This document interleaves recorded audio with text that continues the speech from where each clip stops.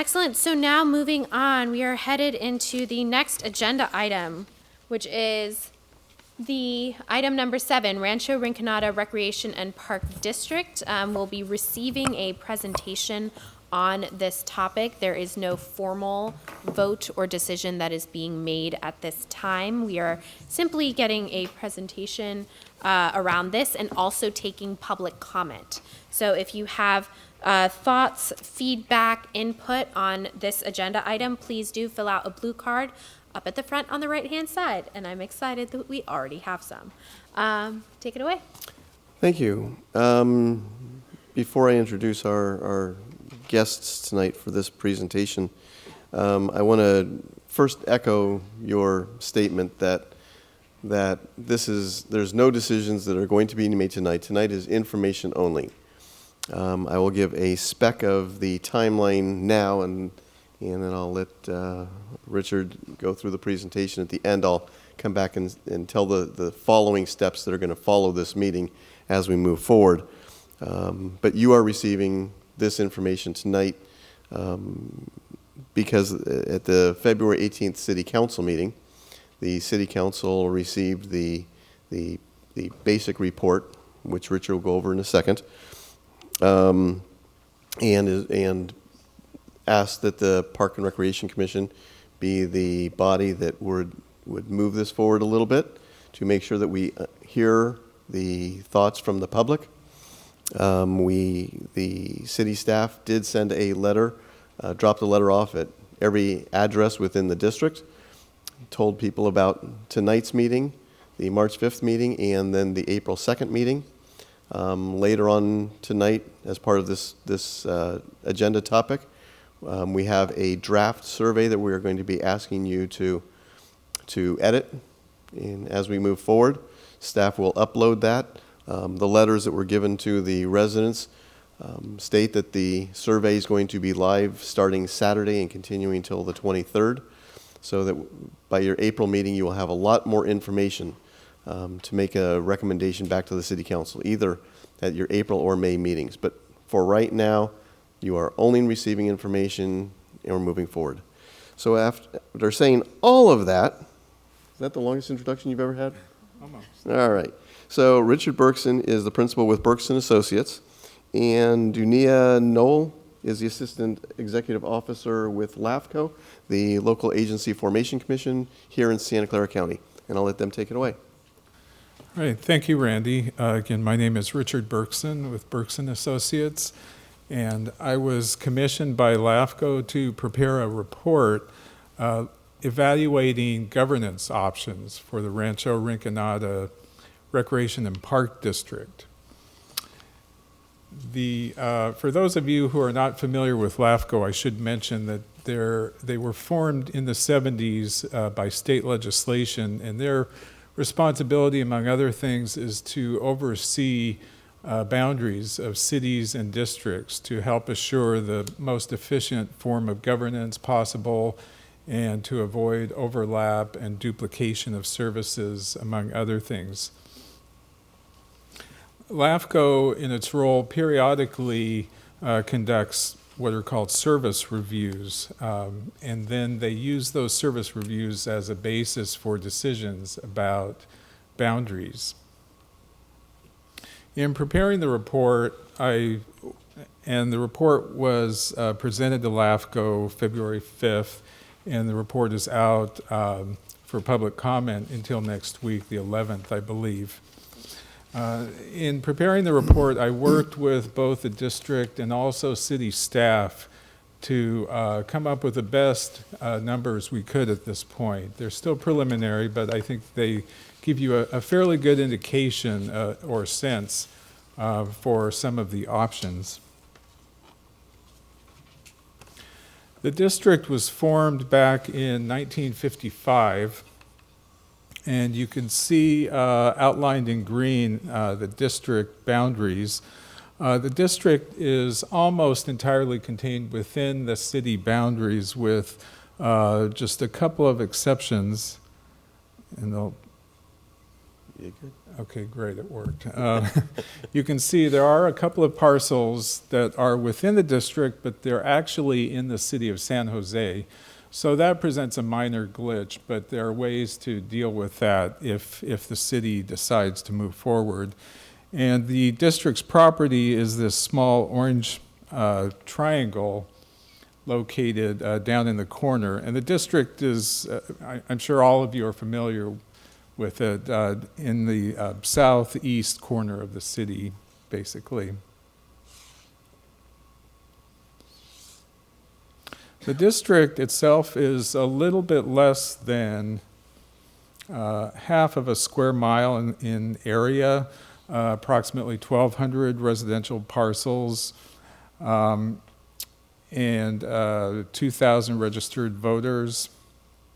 I have some other facts and figures there as well that are also found in Table 1 of the report, along with footnotes that are indicated here that explain in more detail the assumptions. The district offers a variety of programs, and a few of the key ones are listed here, including swim lessons in their pool, public swim, training in teams, swim camp. They also have a barbecue facility, and of course the pool, and which they rent out for special events and parties, and also the hall is available for rental. They also have other recreation partners, for example, scuba lessons that are held there. And again, the report describes these in more detail, including Appendix B, which has, I think, a very good description and also more facts and figures. The district is in, I would say, good financial shape. I did review their financial documents. They generate approximately a surplus of $51,000 a year revenues over expenditures. And that also includes depreciation cost, which is a non-cash expense. And if you took that out, the actual surplus would be greater. That allows them to grow their reserves. They have approximately $1 million of unrestricted cash and investments, and their capital assets also are worth approximately $1 million. Now, there are upgrades that are required, and the city staff did go out there and they looked at the facilities. They came up with this preliminary estimate of about $350,000 of upgrades, at least in the near term, that would be required. Over the longer term, the district expects that they do need to diligently build their surplus and capital reserves, because over the long run, they will have to repair and replace the pool and the building and the facilities over and above some of these improvements that the city has identified. I'd like to point out also the district, and this is very important, the district's revenues include property tax. In fact, about half of their total revenues comes from a share of the 1% property tax that basically everybody pays, but within the district boundaries, this $500,000, again, out of the 1%, the $500,000 goes to the district for its activities. So that clearly makes a significant difference in their financial viability. There are a number of governance issues, or at least there have been in the past, and that's really why I was asked to do this study. Over the years, LAFCO has assigned the district what LAFCO calls a zero sphere of influence. Now, normally a sphere of influence shows or indicates an area to which a district or city ultimately might expand to. In this case, a zero sphere sends a message or conveys LAFCO's concern and interest in ultimately dissolving this district and making it part of the city. But again, that's been since 1982. I mentioned that LAFCO has commissioned a number of service reviews. The most recent one was in 2013, and it identified a number of governance options to address some of the issues that the service review found. The service review noted that this district created certain inherent inefficiencies in service delivery, some duplication as well, and it recommended 3 governance options be explored further, which is what the report I prepared looks at. Over the past year, or perhaps several years, there have been allegations of mismanagement, board dysfunction, resignations, and last year there was a lack of a quorum. There were 2 members, and they were unable to adopt their budget until the Board of Supervisors appointed a 3rd member to approve their budget. Currently, there are 3 board members, and there is the fall election where the district hopes that they can or will fill the vacant 2 seats. I mentioned several options that the report looks at. Option 1 basically is the status quo, the continuation of current operations under the current governance structure. Options 2 and 3 basically involve a significant change. Option 2 would dissolve the district and merge its facilities, operations, programs, assets, and liabilities with the city, and the city would become entirely responsible for what is currently the district's. Also, the city would get the property tax that is currently accruing to the district. Option 3 is a slight variance on that. The district would remain intact, however, it would become a subsidiary to the city. So while all the assets and liabilities and property tax would remain with this subsidiary district, its board would consist of your city council, and city staff would function as staff of the district as well. Table 3 in the report provides a comparison and a summary of those options, and they're described further in the report.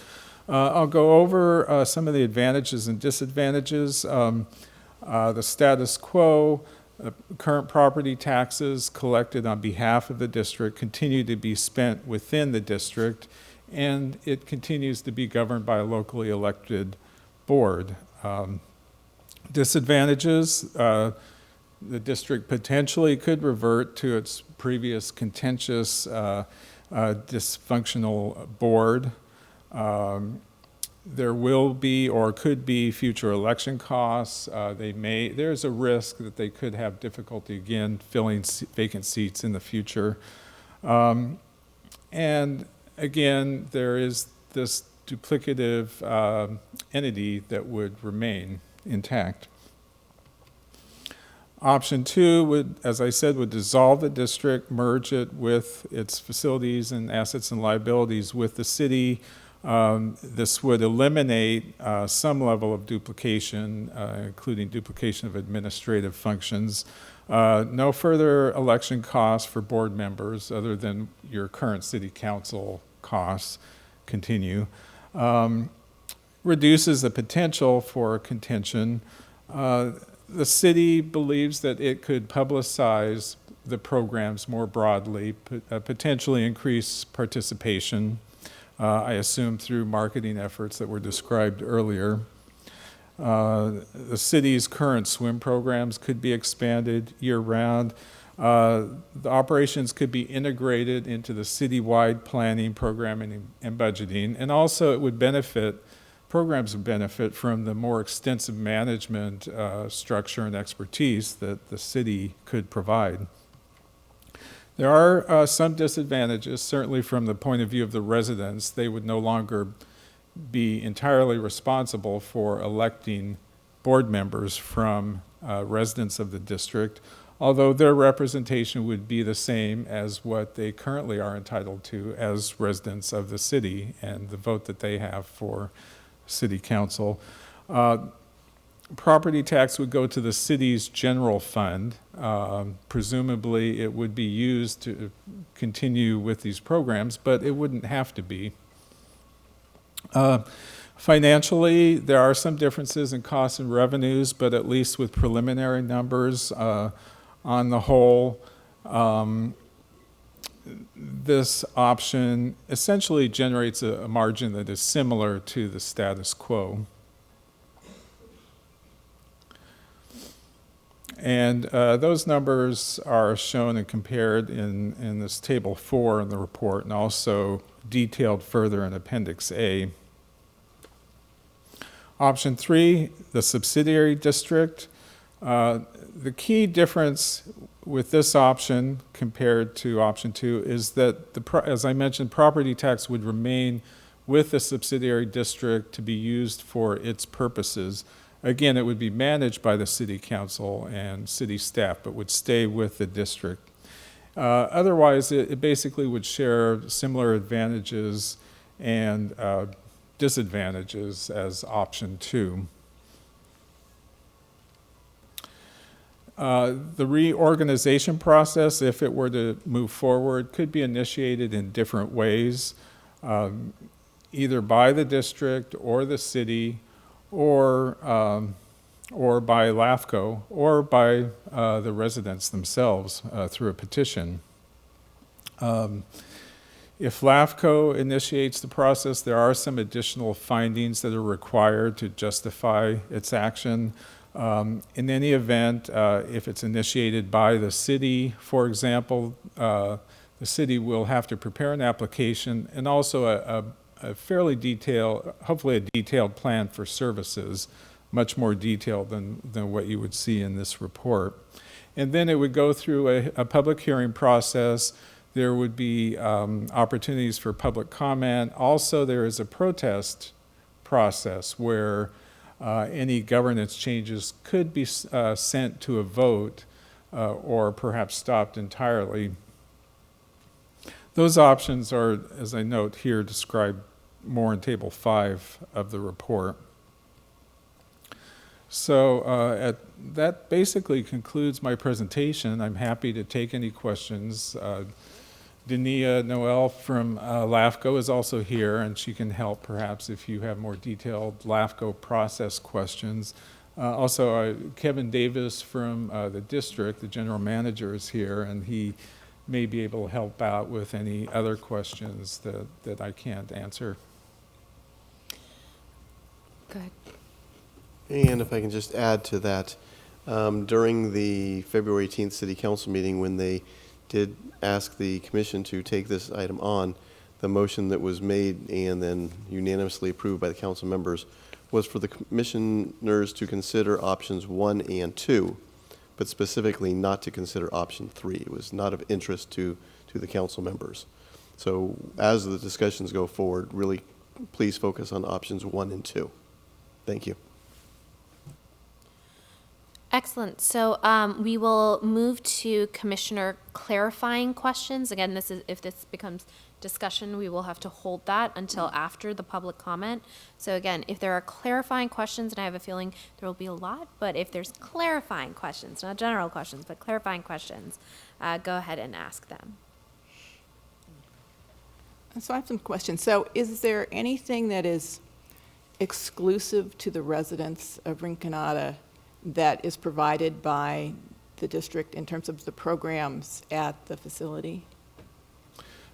My understanding is that the programs are open to anybody, basically. The residents generally get are charged rates that are less than non-residents of the district, but otherwise I think it's open and available to anybody. And the usage by the residents of the facility as opposed to non-residents? Well, the figures that I reviewed indicated that it varies obviously by type of program. The overall average was about 20% of the participation was from district residents, and the remainder was from either city residents or outside the city. And again, that varied. It went up to 50 or 60% for certain programs and perhaps less than 20% for other programs. So do they have any information about, of the 80% that are not residents of the district, how many of those are Cupertino residents? I don't think they track that, no. So they couldn't would be really interesting. provide that. They may have a generalized idea, but they didn't have data. So what we're seeing right now is that 80% of the usage there is already not the residents. Correct, on average. That's a much higher figure than I would have expected. And, yeah, okay, sorry, don't want to discuss. So I have a question. Under option 2, it says the options assumes that the current property tax allocation will be entirely transferred to the city. Is that an assumption? Is that this will happen? What's the process for that?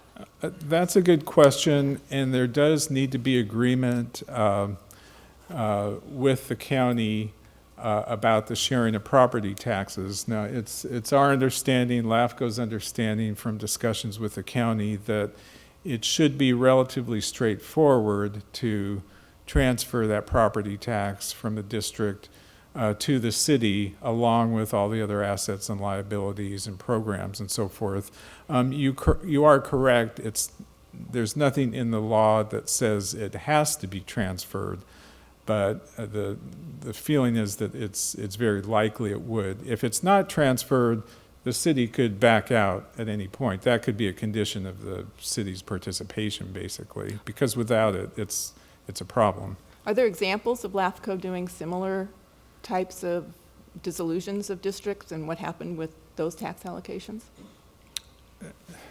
There are, and Dania may have some examples, but it is fairly common. I think it depends on exactly the circumstances around the type of district and so forth. But do you have anything to add, Dania? I just want to make sure the mic's on. Yeah. Okay. Yeah, we have not had a lot of experience doing dissolutions in Santa Clara County. We haven't had many districts where that has been something that we've looked at, largely because we don't have a lot of districts, unlike maybe our neighbors in Alameda County or Contra Costa County. So we don't have a lot of experience, but in general, what our thinking is if the services are going to the city, then the tax revenues would be going to the city so that those services could continue. I hope that answers your question. It sounds like it's a maybe. And then in terms of when we talk about property taxes, are the residents paying anything extra to get those for those property taxes, or is it just an allocation of what everybody pays the same property taxes, and it's just a piece that's taken out? Could you explain that? That's right. It's as you know, all property owners pay the basic 1% of assessed value plus additional bonds and so forth. And that 1% then is divided up among the various agencies serving the area. And within the district's boundaries, they are one of those agencies, so they do get a piece of that 1%. And so, yes, all the residents pay, wherever they are in the city, pay that 1%. It just happens within the district that a part of that, piece of that goes to the district. So when a piece of it goes to the district, then there's fewer dollars to go to the other things that generally are funded by our property taxes, like the schools and the other places where our property taxes go? Yes, that's correct. Although the impact on the other agencies is relatively small. I think there's maybe a dozen or so taxing entities, and so the rates are a little bit different, but Yeah. But you're correct. It's one pie. You're just cutting That's the correct. pie different ways. Right. I just wanted to understand that. Go ahead. Thank you. So I have two questions. Number one, I think related to the property tax one. In the option 2, I think you mentioned the property tax will go to city. My question is, if that gets dissolved and gets united with the city, still is the proposal expects that the 2,000 residents, the property tax paid by those 2,000 residents only will be taken, or is there any proposal? Maybe let me back up the question. If it stays there, looks like you're your thing is that yes, these 2,000 residents, whatever the property tax they are paying, there is a piece of it goes there to maintain and do it. Mm-hmm. In the option 2, you mentioned it. It is okay. No more that district. It's going to be merged with the city. Does that? At the time, is the proposal also expects still the small pie from those 2,000 only will be taken and given back to the city? I didn't get that clearly. Oh, If it's merged, yeah. Okay, sorry. Yeah, the residents of the district will see no change in their property tax bill. But the county auditor will divvy up the property taxes that they pay slightly differently, and the city will end up getting a slightly greater amount of property tax, and that greater amount will be equal to what used to go to the district. I see. Okay. The second question I had is that you also mentioned in the current assets, $1 million unrestricted cash investments. The question is, two questions within that is this property tax goes directly to that fund? You said $500,000, $500K. It goes Does to that goes the, to that unrestricted cash? the property tax is paid to the district every year after it's collected. It's paid by the county auditor to the district, and then the district uses that money to fund their operations, and I then see. to the extent that there's the surplus, which on average I estimated the 50,000 or more per year, that's what they could accumulate Into the 1 million. and use for capital or use for improvements or reserves or contingencies. Okay. The second part of that question is that investments are directed by the board, or who makes the call on those cash would- sitting in a cash or going into the other investments? Well, typically the board has ultimate responsibility. Now, they may hire consultants who will advise them on how that money should be invested, or it may be invested with, I think it's called an area, California Area Investment Fund, local area investment fund, which is a pooled set of resources so small agencies can share investment advice and returns in a relatively safe investment. Okay. So they don't necessarily make individual decisions on every investment, although I think Kevin could correct me if I'm wrong there, but that's my understanding. Thank you. Yeah, Kevin, if you would like to respond to that part of the question. Yeah, please come up so we can have it on record and hear you. And also, please state your name and your Hi, role in the... Kevin Davis, General Manager, Rancho Rinconada. The funds are with the county account, so when the property tax is taken, it goes directly into the county account, which does invest in some treasuries and so on. And it's published in a report periodically. Okay, thank you. And actually, if you could stay up, as the general manager, do you have a gauge in terms of operational impact that a change like this, switching from 1 to 2, might have on Rancho Rinconada's, the actual usage and experience that a community member might have? Ooh. It's hard to predict. It really depends on what the Parks and Rec director wants to do with the facility. I assume that the programs would continue at least for a while as is before assessing what changes might take place at a future date. As far as what changes those would be, I wouldn't know. I assume there would be extra marketing that would bring people from all over Cupertino, but the programs, I'm not sure. Excellent. Thank you. Clarifying questions? Yeah, I still have some questions. Thank you. And thank you for the presentation, and you answered a long time question for myself, because I'm living in that Rancho Rinconada district. And for almost 10 years, I didn't know I'm living in a special district, because other than the discount of the season pass for swimming pool, I didn't see anything special. And during last election, I did heard our property tax is giving this special district, but I checked my property tax bill. I didn't see anything special, and today I got the answer how the property tax got divided. And now I have some question about the LEFCO process for option 2. It said it can be started by a voter petition. and the LifeCo can start a plan change, and a city resolution can also do that. I have a question, because this special district has no relationship with Cupertino. How could the city resolution start the process of acquiring this district? Well, I'll start the answer, and Dania can add on. That's one of the steps that's allowed by law, and it's for situations like this where perhaps there is a need, and the city is the most logical provider to step up. So I don't know if there's too much more to say about it. It's just one of several options. I would say, obviously, it's essential that the city be on board, or it doesn't make a lot of sense for LAFCO to push an option on the city if the city doesn't want it. And I really doubt that really ever happens, except as an absolute last resort.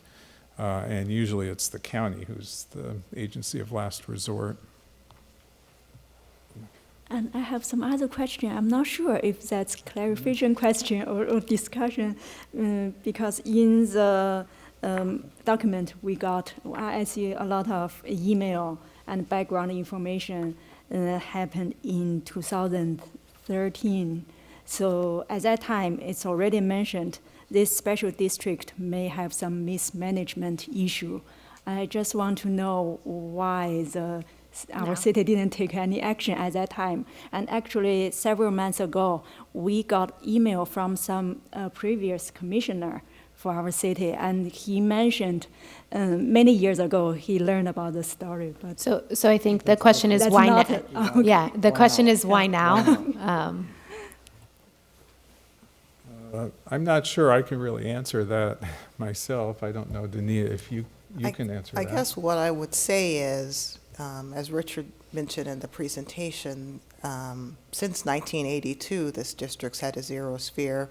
LAFCO has expected at some point that this district would no longer exist as an independent district because of the duplication of services, and that this arrangement really doesn't promote efficiency of services.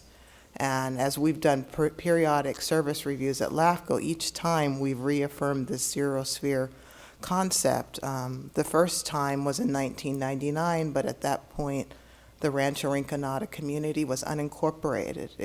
It was just about to become annexed into the city, and then it got annexed into the city, and then we did 2 more studies where, again, we found the same duplication of service and the same overlap. And so we've always recommended at some point there be further study to actually look at these different options.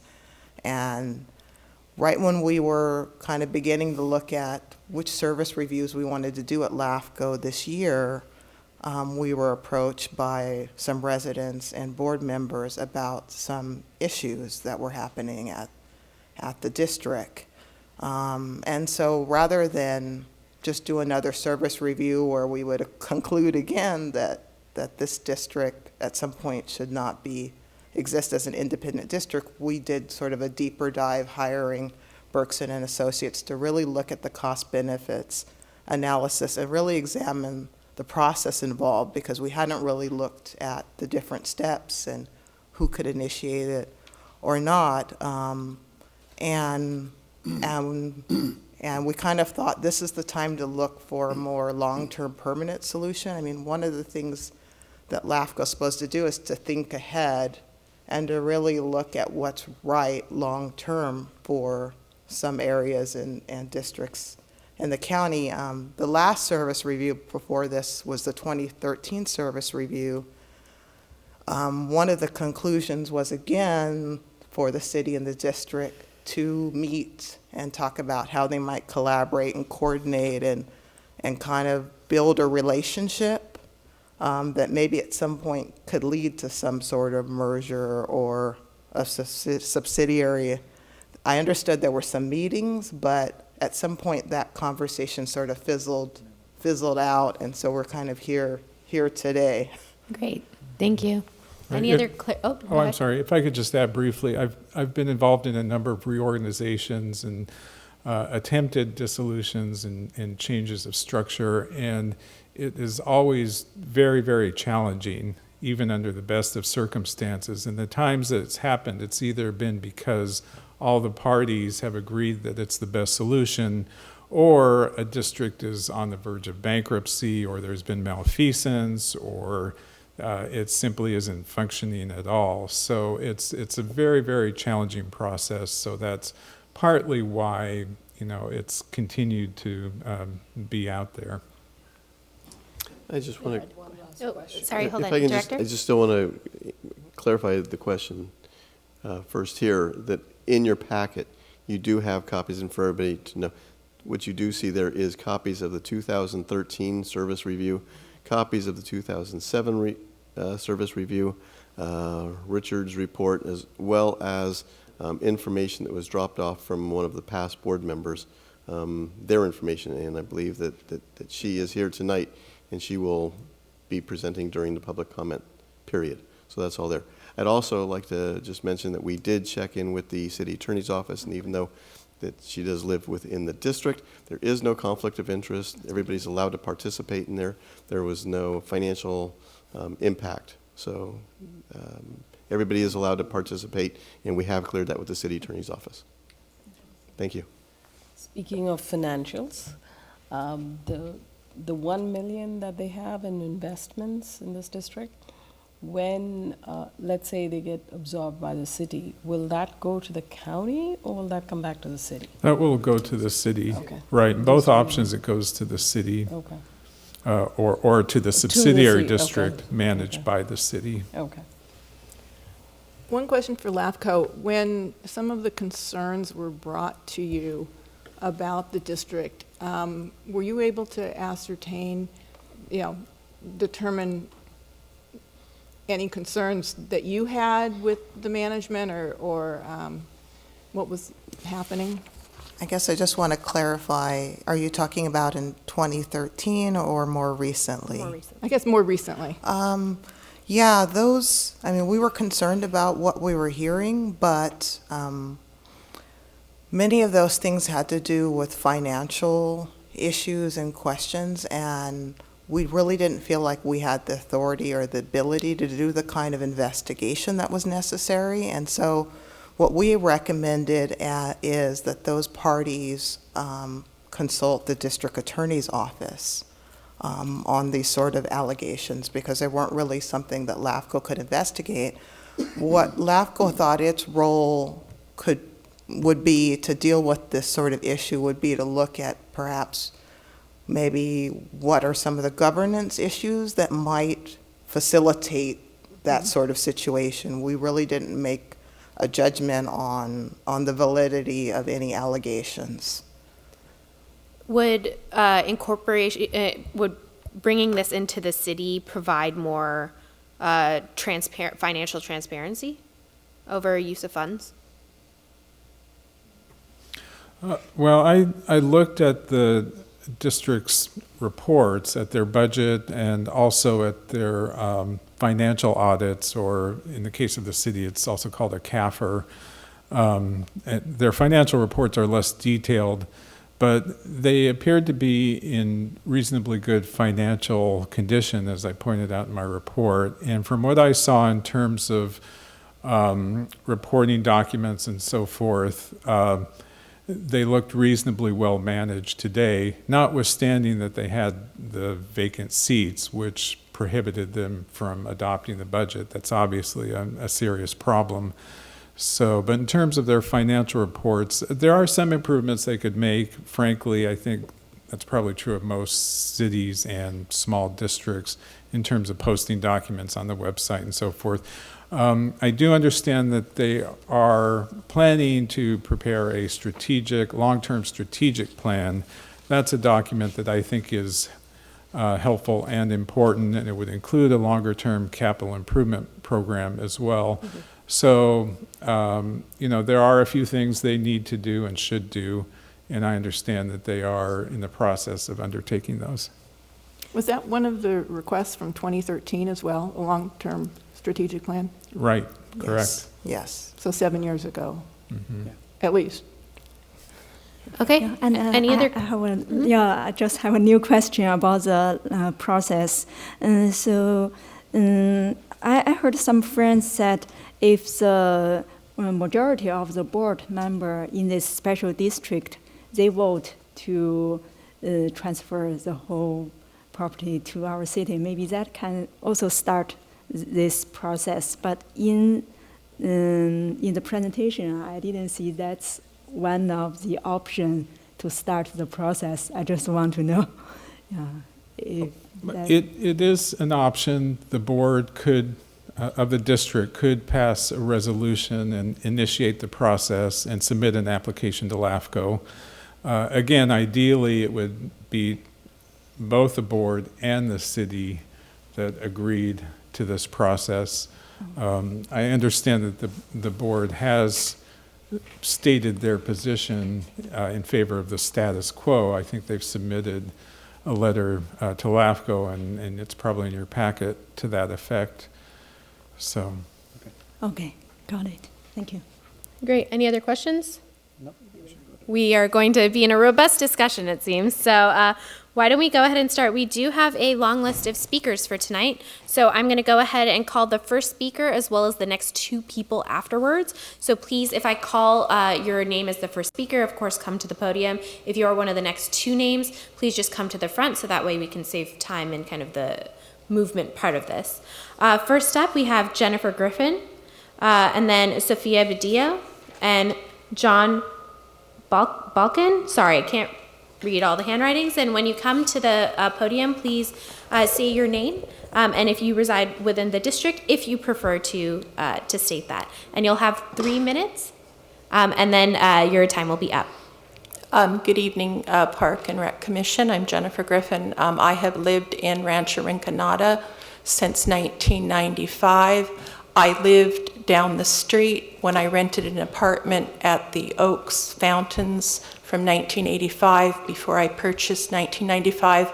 My great aunt was an original owner in Rancho Rinconada on Barnhart, and I spent a lot of time in my childhood going to the pool and visiting her home during the, I guess it would be the 50s, 60s, and 70s.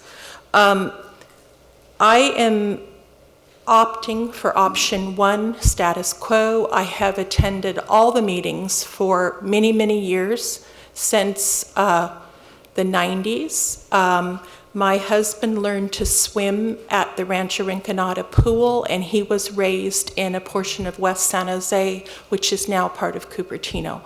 I am a firm believer that the district is in good order. It is, the people on the board are very caring and want to do the very, very best for the special district. I was raised in a county pocket, so I am very, very familiar with LAFCO. My family homes, LAFCO was annexed to another city 2 years ago. So I was raised on LAFCO. I'm very, very familiar with it. And that's why I purchased in Rancho Rinconada. I knew it was attached to Cupertino. It was 1995. At the time I purchased in 1995, we began having problems with the monster homes, and our ash trees were cut down.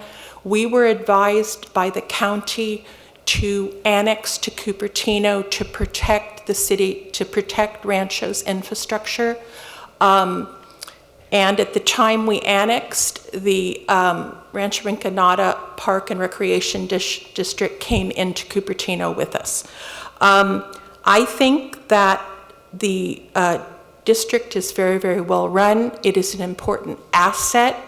It is a social center. It has been a historic social center for nearly 70 years. There were many cabana parties there, and it was a social center for the neighborhood.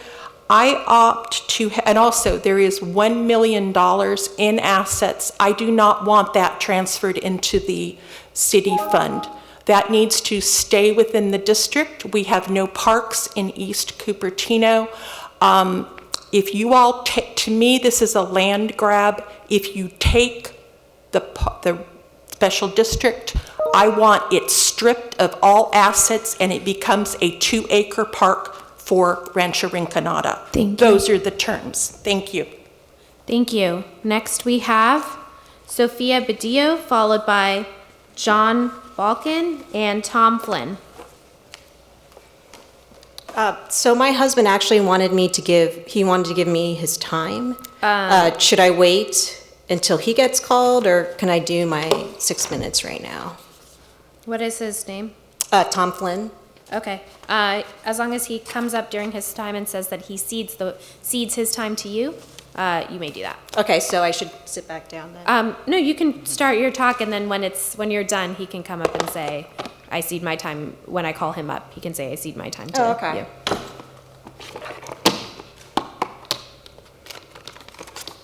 So, hi, my name is Sophia Badillo. I am a 15-year resident of Rancho Rinconada, and I have some concerns here. I have some printouts, so if you can have the overhead projector, please display them. So I have some concerns. I wanted to start out with some financial concerns. I actually have a finance background, and I saw that the 2017 and 2018 audits actually had discrepancies with financial statements that were unanimously passed by the board. I thought this was an issue, too, that the auditor didn't know that it was a cash business after he had done the audit. There was also a financial security issue. A board member who resigned in 2013 still had access to the bank accounts of the district in 2018 and in 2019, which is over 4 years after he resigned. Here's just a summary of some of the 2017 discrepancies that I found. There are also discrepancies in the deferred revenue as seen here. There's also been some fund management issues. As you can see that the salaries have grown in the past 3 years at a pretty high rate, but you can see that the services for the pool cannot keep up with the rising salaries. In addition, I found this strange. So from 2013 to 2018, the district manager's total wages went up from $67,000 to $108,000. He gets to pick his own recommended raises, which I don't think it's fair. In contrast, you can see the office manager, her salary grew from $64,800 to $65,000 in the same time period. And she does not get to recommend what her salary raises are.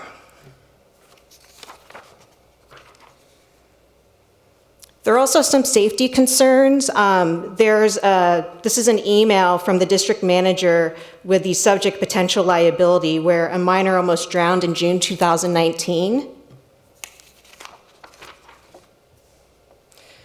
There's also been some concerns about people using the pool without lifeguards present. People just opening the gate and using the pool. I got some emails about that from some residents.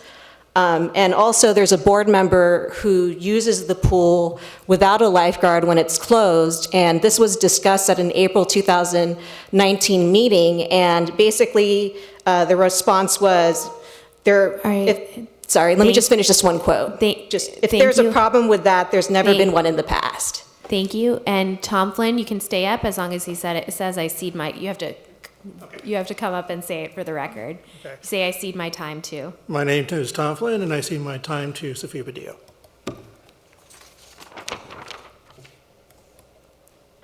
There's also been lack of outreach. In 2013, there was a letter sent to the district about having more outreach, including a mailer about district services and about the board vacancies. No mailer was sent out, and there's actually been a problem with the board of directors just having really long-term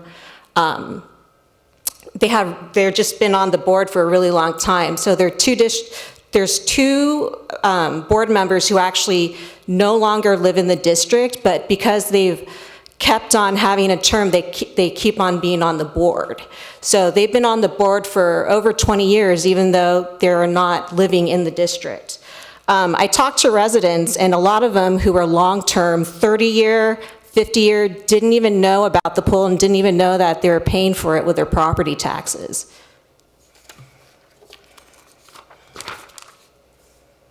There's also been a lack of outreach in terms of the meetings. A lot of people didn't know about it. I actually went through the board policy, and there's a thing here that says that the meeting should be audio recorded. That never happened. I started to record the meetings for the residents, and a lot of them cannot come to the meeting because it's at 6:30 at night on a Thursday. And residents wanted a community meeting on a Saturday so they can come ask the board some questions, and that motion was actually rejected. I also want to state too that during an April meeting, the district manager actually called the police on the community because they had concerns about the district and they didn't know that they were paying for it or that it even existed.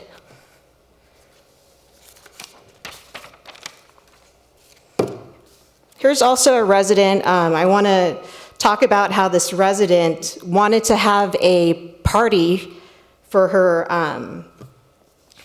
daughter, but she couldn't book it because there's an employee who actually runs his own private swim school on the weekends. So people who actually pay into the system cannot use the pool because a full-time staff member is using it for his own private business. So I have some supporting documents here, just putting some links up. This is a letter to LAFCO suggesting a mailer in 2013, and it was mailed 5 years later. So if anyone has any questions, let me know. Excellent. Thank you very much. Next up, we have John Balkin, followed by Stephen, followed by, this letter just says resident. You do not have to disclose your name, so if the person who wrote resident can also come up and speak, that would be great. Please state your name and if you care to, whether or not you reside in the district. My name is John Blaken, and I live on Tantau. I live in the district. I support the merger, the dissolution of the existing district, and it's not connected to any particular effectiveness or non-effectiveness of the board in recent years. It's just that I'm not convinced of the need for a special district for managing this one small facility.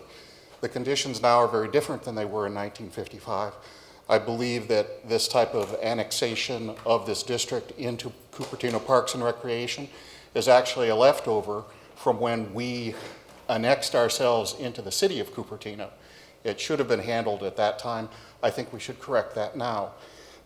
If we had handled it at this time, consider that nobody would seriously propose that we separate it off if it had been, if we had annexed it at that time.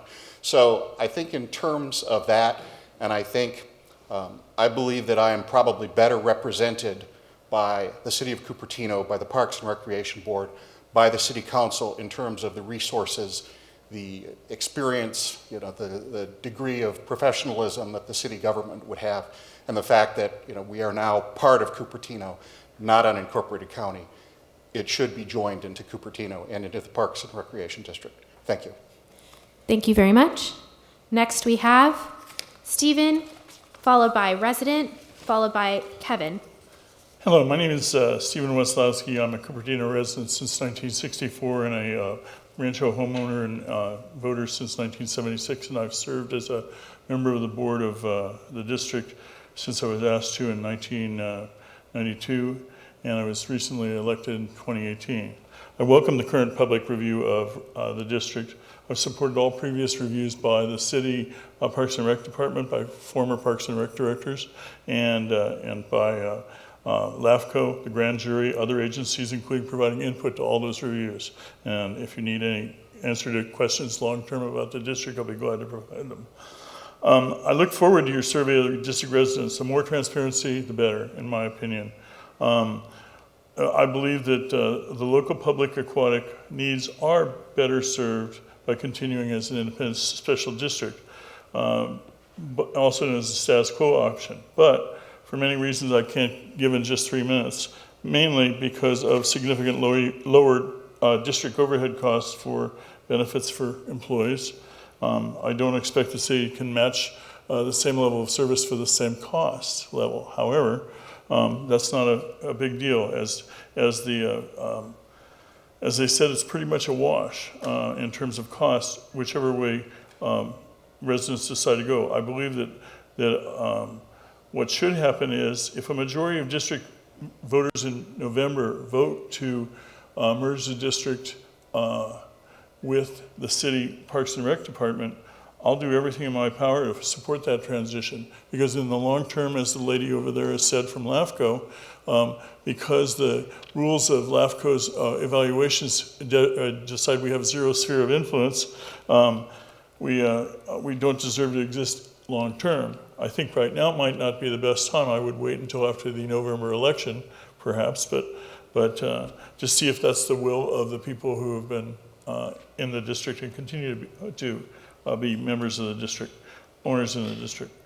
After Rancho supporters have approved Cupertino annexation in 82, LAFCO service reviews have recommended, as I said, dissolution, but they don't recognize that 50% of district users historically have always lived outside the district in places like Los Gatos, Saratoga, Los Altos, many even outside Cupertino, many inside Cupertino. And so that sphere of influence doesn't count for that. And high schools with no pool, including Blackford, sent their students to Rancho to learn to swim, and we had Olympic people training there before Santa Clara was founded. I have more to say, but my time is out. Thank you for your time. And the last thing I'd like to say is 4 board members, not 2, will be elected in November, 2 for 2 years, 2 for 4 years. I invite anyone in our spring open house on March 25th at noon to come and ask about what it's like to be a board member, and everyone who wants to apply. Thank you. Thank you. Thank you. Next, we have resident.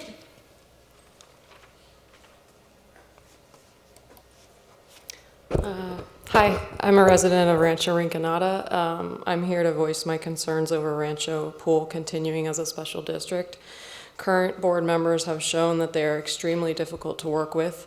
3 board members resigned within less than a 1-year period. 2 of the people who resigned were people who actually and quite clearly seemed to have the best interest of residents of the special district as their top priority. Some examples of things the current board members have done include posting pictures of the board members resigning outside their home as a wanted sign, including phrases such as wanted, POW, and MIA on the sign. One of the current board members also had, as has already been mentioned, had a personal key to the pool and would swim during hours the pool was closed with no lifeguard on duty, all while there were arguably inadequate lap swim hours available for taxpayers in the neighborhood to use the pool they were funding for years and not really realizing it was a special district. Rancho has seemed to favor a private company making money off of swim lessons for lap swim hours. And since I started swimming around here, I don't think lap swim hours for the community were ever added. And I asked multiple times that lap swim times at more convenient times of day for working professionals be added over a year ago. I don't think the problem was that they couldn't find lifeguards. Apparently, lifeguards could be found for the private swim school being run out of there. So stuff like that kind of speaks for itself. The current board and management have shown through their actions and attitudes that they do not have the interests of taxpaying residents of the special district in mind as their first priority, and they seem to be making themselves difficult to work with. I mean, hiring a lawyer to have at board meetings honestly seems sort of ridiculous. Oversight of special districts is dicey in this state. There isn't even a fraud hotline clearly designated for special districts like there is for city governments. That's just one example of a lack of oversight. Monitoring of the pool by the community has proven too difficult with the group in charge right now. So Rancho Pool should be fully taken over by the city. I have pictures of those signs right here.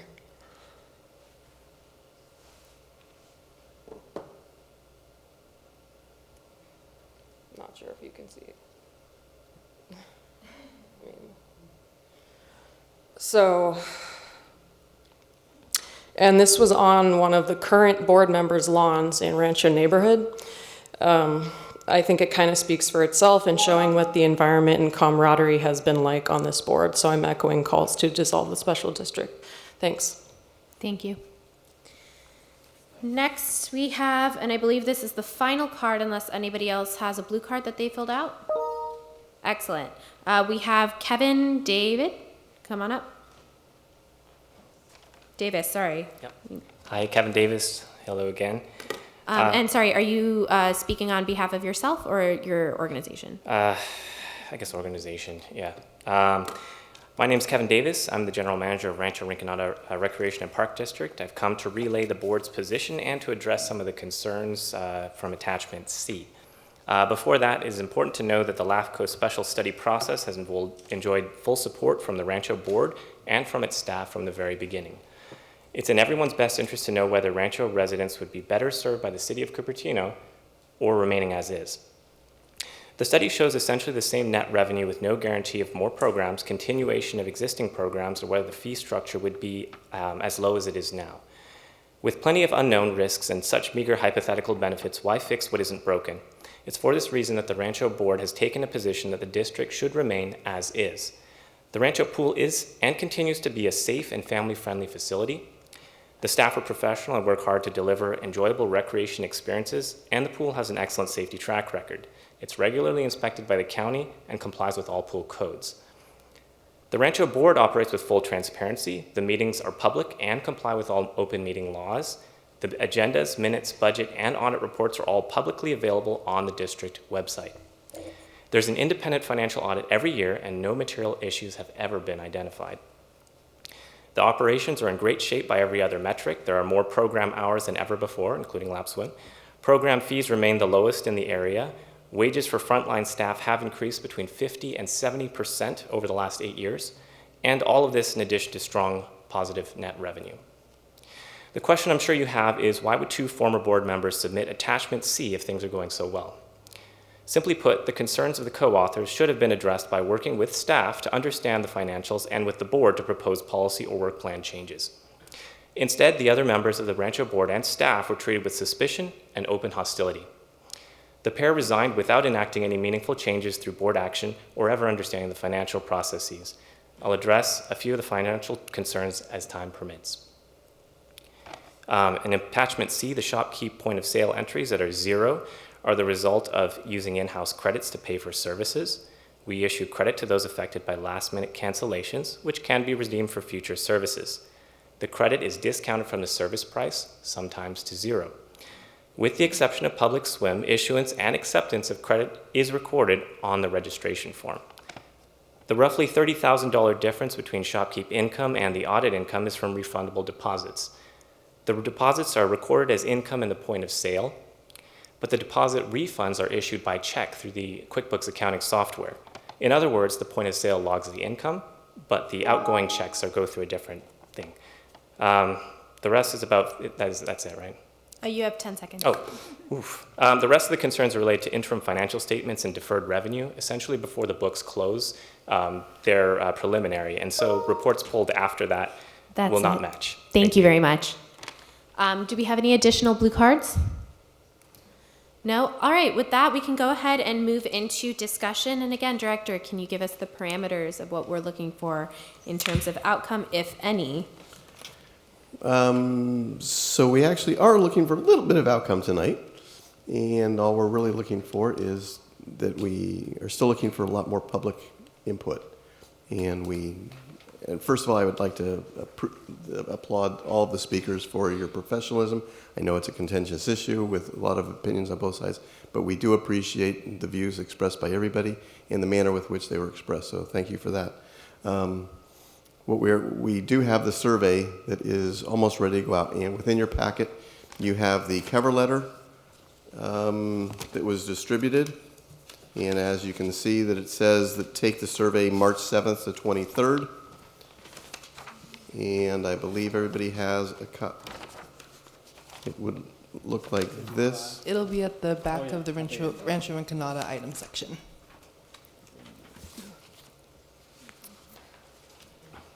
So while you're doing that, let me just outline the process moving forward here. So LAFCO did hold a public meeting on this. They opened up a public comment period. That will close on March the 11th. If there's any comments that that come in from that March 11th period, we will be receiving those shortly after March 11th, or essentially before we make the packets up for your April 2nd meeting. So those will be included. We've set the deadline for the survey to go out for March 23rd, so we can compile all of the results of that and have those ready for you in your packet. You've heard from some of the members of the public tonight, and you would continue to hear from more members of the public, I'm sure, at your April 2nd meeting.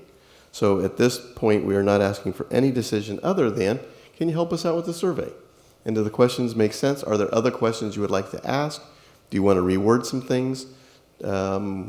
Tonight after our meeting, I will email them to our communications specialist. He will update them tomorrow, and no later than Saturday morning will this be live. If somebody get an early jump, probably tomorrow afternoon by 6 o'clock, the survey would be live. Excellent. Thank you so much. As was mentioned previously, there's not a decision or recommendation being made on option 1 or option 2. What we're doing right now is looking to survey the residents of the area, and we'll make decisions based off of both that feedback as well as other information that's been presented. The question that I would like to add to this is, did you know that this existed? Because that seems to pure lack of knowledge would nullify the rest of all of the response to this. So I think I would like to know who actually even knows that this is available, like the district exists, that there is a pool that their tax dollars have been going to, and then also I want to make sure that there was some comment. In terms of lack of usability of the pool area for either swimming time hours, whatnot, the availability, and I would like to know if that is a singular sentiment or if there is a generalized sentiment in terms of access to the district. So if there's a way that we can ask a question specifically around use and accessibility, if they feel like there's enough time being given there. I would be happy to add those questions on there. The other thing I would do is for your meeting next time, I think we can work with the district and pull together schedules of current use. When the pool is used, by whom, when it's open to the public, when are the lap swim hours, etc. And I think we can ask for that information. That would be really great. And then if there's also information on requests that have been made to expand said services, I would also like to see that information as well. We will try and pull together what we can. Excellent. And then adding those 2 questions I had previously Right, mentioned. I've got both of those. Cool. And I support your suggestion because my home is only 5 minutes walk to the Rancho swimming pool, but because the swimming time is so limited, so sometimes we have to drive to Blackberry Farm to take my kids to swim. The service is so different. Yeah, so I think that's some long time question about the usage and the time of the pool. We hope to see that question. And then you drove to Blackberry Farm and had trouble getting down the entrance because it was too narrow. It's all connected. So is the target audience for this is really the Rancho residents, Correct. Right? Correct. Okay, so which is why we are asking for people to to state if they are a resident, and we're asking for their name and address on it, because we were specifically asked to target the residents of the district. Okay, and so I would think on question 2 to go to some of this, is your household located in the district? I mean, maybe we need a don't know. Yes, no, don't know. Yeah. Or not sure, kind of a thing. And in terms of the usage, so I was thinking of, if you use it, what types of activities and the number of times they used it in the past year, say. So it gives us a sense. I'm wondering if there's going to be some self-selection in terms of filling out the survey, that those who know more about it are more likely to go fill it out. So I'm concerned about that bias a little bit. Some of the other, so in getting the information from the district, I'm wondering if we can, when we look at the data, can we identify it by household? And so how many of the 1,200, 1,300, 1,400 households have used it in the past year? If that's possible. I think that would be really useful, because that would tell us information even beyond the survey. Yeah, that would hopefully correct for some of any bias that could be in the survey. Sure. Right, so we will get that information separately. That won't be a survey question, but we will ask the Yeah, right, exactly. Yes. And if there's any way that we could be the ones to analyze said raw data that's given, that would be great if that's feasible. So that way, if the outcome is, 75% of the people who use the area are actually within the district, and they're really, there's a lot of utility and usage that happens. I just want that to be that data analysis to be cleanly communicated back into the community. So, Madam Chairperson, a lot of that would be very difficult to do during the meeting, to go through some of that in detail. My recommendation would be for you to form a committee of Oh, not necessarily, yeah, okay. of two people from the commission to work with staff, and as we accumulate that, you can talk more about how to break out the specific pieces, and then report back to the commission at the April 2nd meeting with what you've discovered. And I think it might be a more efficient way to handle it. Excellent. Yeah, I mean, the other concern that I have is in asking them about these two options. The letter references the special study governance options, which is a 48-page document online. And so I feel like if there was some summary of the motivation here, bullet points of why has LAFCO been looking at this? Because maybe just the advantages, disadvantages, the overlap of services, So I just don't think that the residents should have to crawl through it all. So I'm wondering, is there a way that we could do more outreach? Could we have a meeting out at the Cabana Club that we invite the residents to, that there could be a discussion? And we don't want it to be contentious, we want it to be informational, that we could give them information, because if they don't even know it exists, how can they be choosing an option? Yeah, agree. I think I have the same contention on too, because I live in that area too, but I didn't know very late. So if you're done, I have a couple of modifications. I live in that too. You're in the district? Yeah, I didn't know until last year. Oh. Thank you. So you said that you will ask for the name and address. I know it's 10 and 11, but I think if it's not anonymous survey, if it is going to be verified, how are we planning to verify? If I say that, if I take the survey online, I hope it's online survey. It is online. Right? So when I go and pick up, yes, I live in, and then anyone can fill in yes and put in any address, correct? Or It is possible people can lie. because this is not allowing us to, this seems to be an anonymous, and it can be used to really completely manipulate it too, right? Because it's not verifying authenticity of that particular household responding, because if it is restricted to it, but if you open up, I have no clue how, and because many people will ignore, that's an opportunity. So then if it gets duplicate, assuming that somebody puts in some address and puts name on it, how are you going to measure it? If somebody uses my name, I have no idea how I can. Yeah, because it's not a survey since it is specific, if it is open, I may understand for entire Cupertino. So that's a concern I have, because its name and address looks like an option at the end.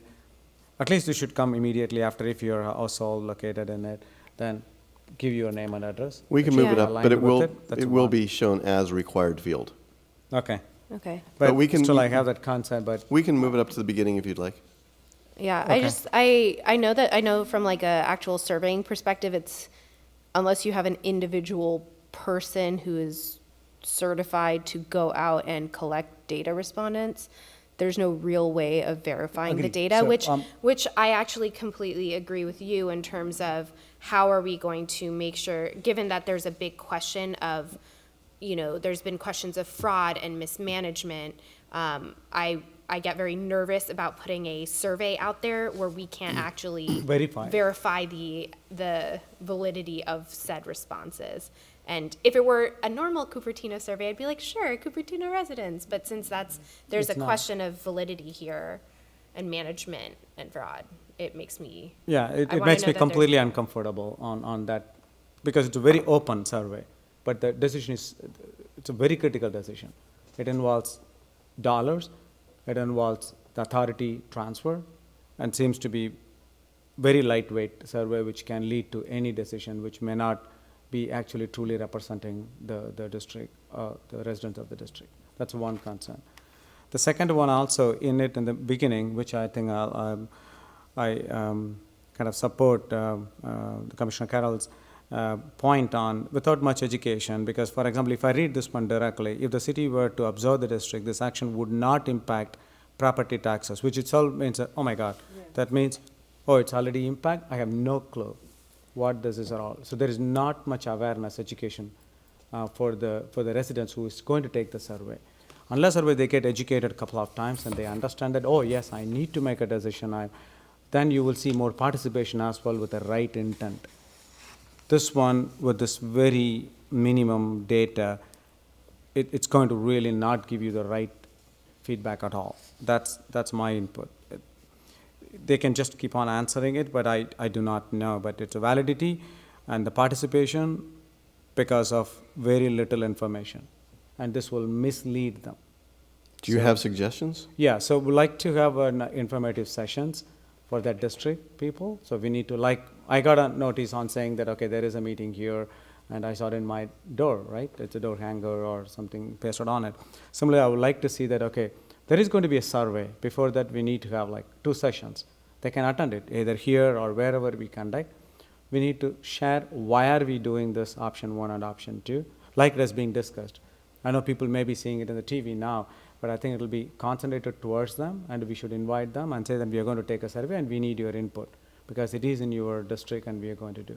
The awareness campaign, it has to be there before this goes out. So that's my request, that's my suggestion.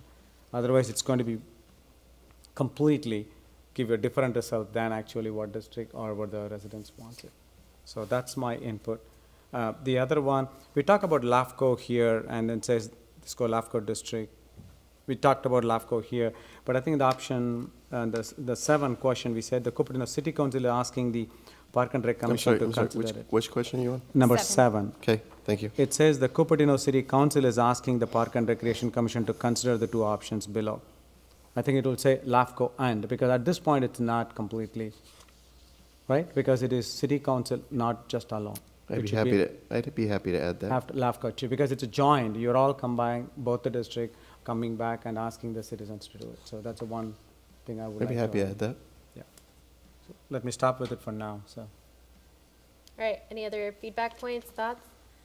I also wanted to, so my perspective is that if we can gather as much data as possible, not just in terms of the survey, but also additional information as we had mentioned earlier, regardless of if we stay with, with option 1, then we will be able to make that recommendation with, sincerity and trust, and hopefully be able to extend that to the community as well. And then the reverse is also true. So there were a number of points that were brought up that would, that could potentially be impacting our commission's decision, especially around some of the claims that were made. And as our LAFCO friends have stated, they can't necessarily prove the validity of said comments. Is there any way that we can actually verify that, you know, a staff member gets to select their own salary, but another kind of staff member does not, and seeing the rate of change of those two?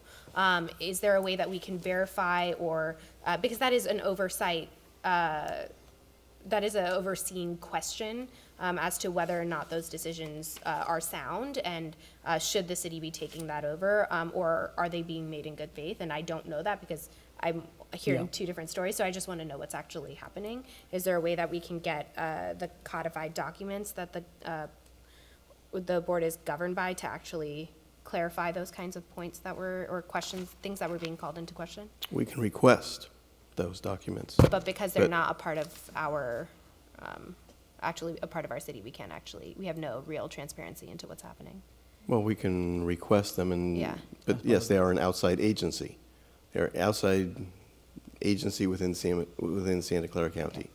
But I would go back to my request that we have a committee of a couple of board members that we can have those discussions, because there is a lot of fact-finding, and I'm sure we would be able to meet with the district staff and go through the data and the information to exactly do that, and then bring that back to the full commission at the next meeting.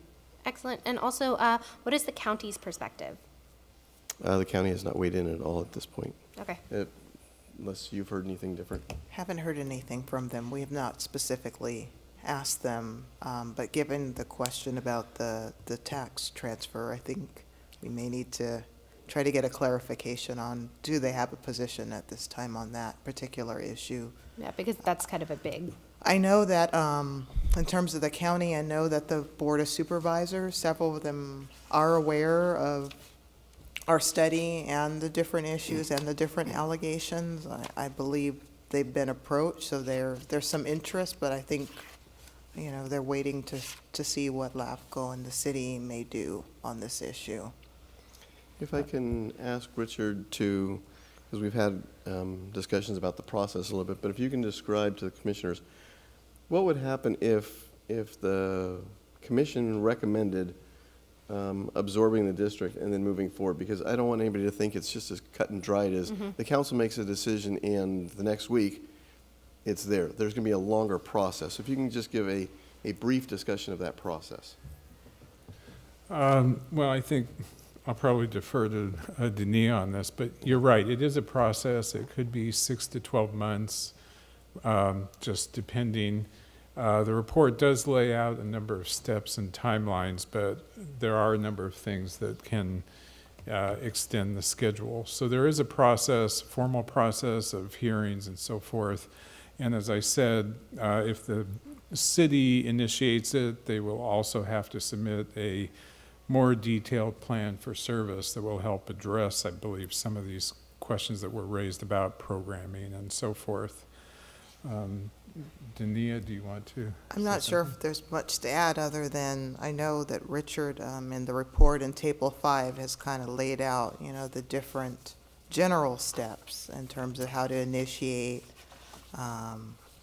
what resolutions LAFCO or the city may need to do, how the protests might work, whether there might be even an election that would be required. So there are a lot of steps. There is a lengthy process, and yeah, definitely the plan for service is something important for us to have to understand how this would work, how the city would continue to provide, you know, the same level of services that the district provides, how all that would work. That would be key, and then also, you know, the financial aspects of it, how the funding would work. So does LAFCO have a position on this? Yeah. I wouldn't say that LAFCO has a position, except they're very concerned about, you know, what we've been hearing. And again, you know, since '82, we've really thought this district at some point should cease to be an independent district. So is it accurate? Is it accurate based off of a comment that was made from a member of the community that this is basically a legacy unit that was left over from an annexation that could have just been taken care of at the time? I'm not sure if that's completely accurate. I wasn't around at the time of when that annexation happened of the island, and I actually recently brought this up with the executive officer. I said, how did this not come up through that whole process? And we went through all of the records trying to see, Yeah, was it ever mentioned, or was there a reason that was yeah. avoided maybe? But we Yeah. could not find anything. Okay, yeah, It because may have been it's- an oversight. Back then, honestly, there may have been some lack of knowledge about even the existence of the district. Yeah, because we were actually, a couple of us who've been on the commission for a long time and have seen like maps of the city and maps of recreation services that have been available. This is not even shown up on any maps, so we didn't even know that that was something that was available on that part of town. And so this has been extremely educational. The past, set of time has been extremely educational to us, who, I at this point would consider myself a pretty deep expert of Cupertino's Parks and Recreation Services. So that's why I was wondering. Yeah, I would what say, the change would, was. such an annexation come up at this point and we had knowledge of the district, I think LAFCO and the city and the district, there would have been a conversation at that point and hopefully some resolution. Okay. But I think it was last summer. Was it last summer or this summer before? I believe we actually the commission did have a couple people come and speak.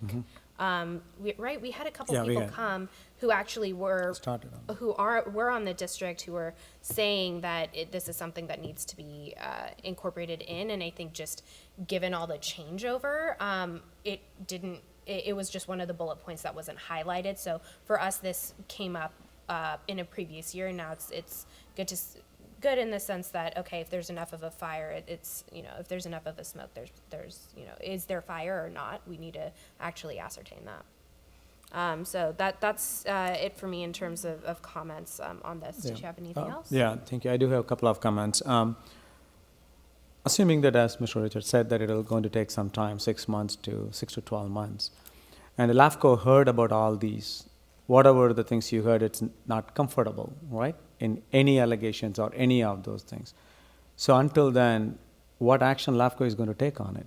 If it's going to be 6 to 12 months, is LAFCO is going to say that, okay, let's keep it because until the decision is going to be made on whatever, option 1 or 2, or what actions? Because a lot of concerns raised by the community members have to be responded by someone.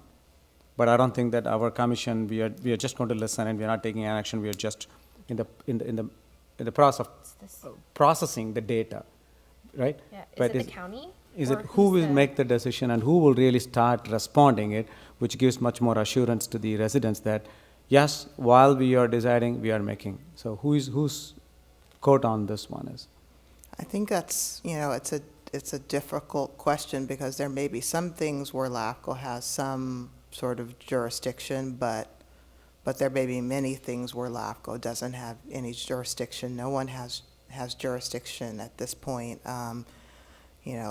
The board members, we would expect that, everything's being conducted to the best practices, and so, we would hope, as these allegations come, we would hope that the district and those that have an issue would work through those, because that's the best way to immediately address them. I mean, Yeah, my only concern is that, I would say deep concern is that we are letting it resolve itself, looks like, right? As you know, LAFCO may not have the control or may not have the authority. Then somebody should have an authority to really at least look into it. For example, one of the things I wanted to ask Mr. Richard is that, is this finding, maybe I couldn't go through, I was trying to go through all these documents. Is the financial audits, whatever earlier you said, it was kind of reasonable, it's not as deep as city kind of, and I know one of the community members I also heard about, a detailed study has been done, but the other side we heard about there are a lot of financial mismatch things.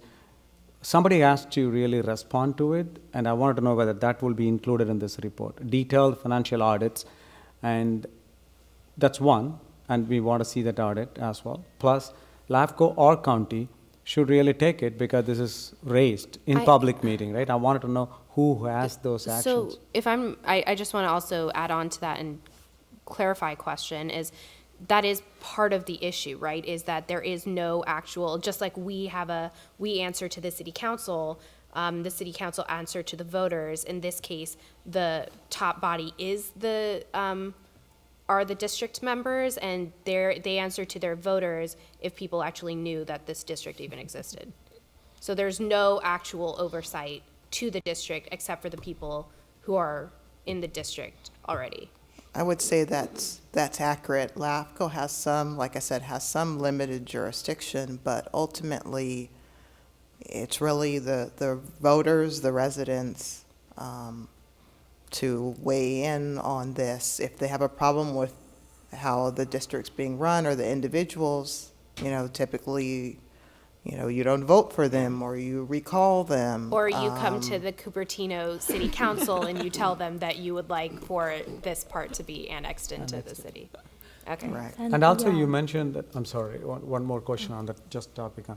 You said that one of the board members are appointed by the county supervisor. Is that right? I was told. So it's not selected by it's not elected by the residents.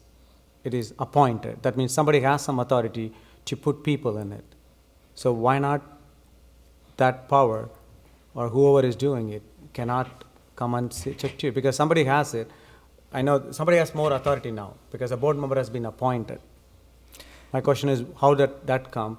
My understanding is how that happens depends largely on how a district is formed and which laws kind of govern it. And there are situations where the Board of Supervisors can make an emergency appointment, such as when they didn't have ability to have a quorum to pass their budget, and that is what occurred temporarily. So there are limited situations where the county can get involved and at least address an appointment issue, but in terms of many of these other issues, they really don't have an authority. Sorry, I was stopping you. Please go ahead. I also have a question. So now, to my understanding, even if our city issue a city resolution to acquire this special district, looks like the board of the special district, they want to stay as this. So they cannot reach an agreement, and the LAFCO has no authority to do anything. Then how can this process go through? That's my question. So I in the packet, I think you guys said 2 positions would be up for election in November, but one of the members had actually said it was 4. One was 2 were for 2 years and 2 were for 4 years. So how big is this board, and how many people are being replaced in November? And I'm confused. Yeah, I think it's 5, but okay, go ahead. You can answer. I may need Kevin's help on this too, but there are 2 vacant seats, and my understanding is that if somebody files or seeks those seats, they can be filled. I think the other current 3 seats, my understanding is that those will come up potentially for election or to be filled on part of the future cycle. I'd like to ask, am I allowed to ask clarification from the community member managing this? It might be better if we just handle those offline when we have those meetings and bring just knowing the questions that the commissioners are looking for, we can provide that information later. So a couple other things, I don't necessarily want to make this a super long survey, so I don't know how to answer this question, but kind of like what Commissioner Mina had said was that she's taking her kids all the way to Blackberry Farm because services aren't available, and she actually recently found out and knew about the district. So I'm actually curious to see what the demand is at Blackberry Farm, because if there is demand from that area that could actually be served by that area and isn't being served by the hours or whatnot that the pool has on the Rancho Rinconada side, and that's putting more pressure on Blackberry Farm side, maybe we don't need more aquatic facilities in Cupertino. We can just encourage East Side residents and publicize that and program that area more. So I don't know how to answer that, but that's kind of the question that I had, is what kind of demand is Blackberry Farm getting from East Side residents that could actually be using this, because it's not a private facility. It's a facility that has, I believe, modified program costs for Rancho Rinconada residents, but can still be used. It's just nobody seems to know about it. Is that accurate? Am I? Yeah, no, I summarizing understand. this I accurately? understand where you're going. I don't think it's a survey question. Yeah, I think it's it's not a information survey we're going to question. bring back to you Okay. later on, and I think it's a good question. Yeah. With the reminder that Blackberry Farm's only allowed to be open 100 days a year. Yeah. So the rest of the year, the other 265 days a year, it's not an option. Yeah. Interesting. And I would also state that there are several other recreation districts in the area that offer similar services. That Highlands Recreation in the unincorporated portion of San Mateo County is also very similar. They have far more facilities than Rancho Rinconada has, but swimming pool is one of them that's popular, and all those are also open to people from outside of the Highlands district. So there are other examples that you can look at as comparisons. Okay. Well, I also, the other reason that I'm like curious as to the formation, and I don't think it's possible to do two surveys, it would be interesting, hypothetically, if we had one survey that said, you are a resident of the Rinconada district. This is a special survey. And so anybody who's filling out the survey, and then when they answer that next question, did you know you were a part of the district? They don't have to sit there and Google like what the district is and whether or not they belong to it. They know simply by having that. And the other thing is if there's any way to get, if that's possible, that would be great. I'm guessing the feasibility of that is like 2%. But the second question or comment I have is, provided that, all of this comes back sound and say, option one is actually the best fit for us going forward,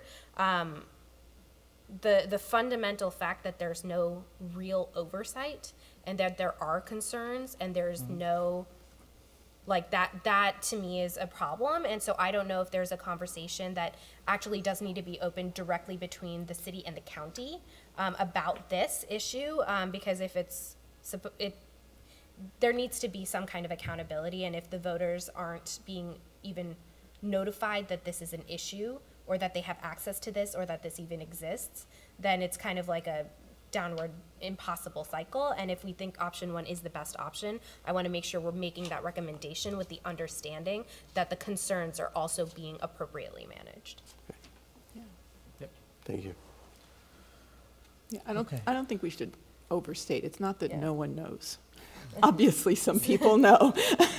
There's the 50% that are using those family passes. So it's just, is it, how widespread is it? And there are elections that are held on a regular basis. Right. And there are people that vote in those elections. So it'd be interesting to know how many votes. Yeah. How many votes are votes? cast in those elections? I wouldn't want to compare it to city votes either. Well, it looks So, like. so is there, the time crunch here is that the letter's already gone out that said the survey's going out. This has been going on for 10 years. Do you have a sense of, I know there were concerns about the survey as is and doing outreach ahead of time. And so is that just not something that's possible? Do we have concerns about that? How grave are those concerns? Just listening to all of this discussion. Make sure your mic is on. Just hearing everything that you've all discussed, it doesn't look like sending out a survey without having an informational meeting will be of any use. Because you might not get even, first of all, surveys, we get very little feedback. On top of it, the fact that people don't even know it exists, or some people don't know it exists. Do you think there's Do you think maybe the priority is to actually have some kind of an informational meeting and a letter that goes out that the survey is, been postponed for whatever reason, and, in fact, instead we're going to have a informational meeting at this time? Subsequent to that, we'll have one? It does not preclude you at all from having an informational meeting. We can easily true. have one at the site. We can invite the public to the site. True. Remember that if you got 50 people to show up at the site, that would be a nice, good-sized meeting, and yet some people would still say, but there's 1,200 and something residents, so it's not representative. That's the battle we always face in local government. Whether it's city government or county government or a special district, a lot of people are going to choose not to get involved in that decision.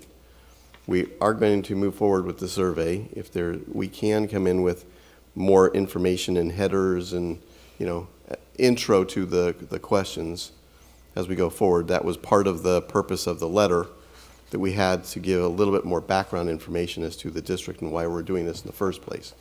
That will be part of the survey as well, so we can show that. We will have links to the report, so if people wish to delve into the report, they can do that. I realize that's a lot of information, and I doubt Yeah. People Anybody will go with and him. look at- no. I was going to say anybody, but maybe there's 2 or 3 people Maybe out there. 2 or that- 3 people, And yeah. that's the most.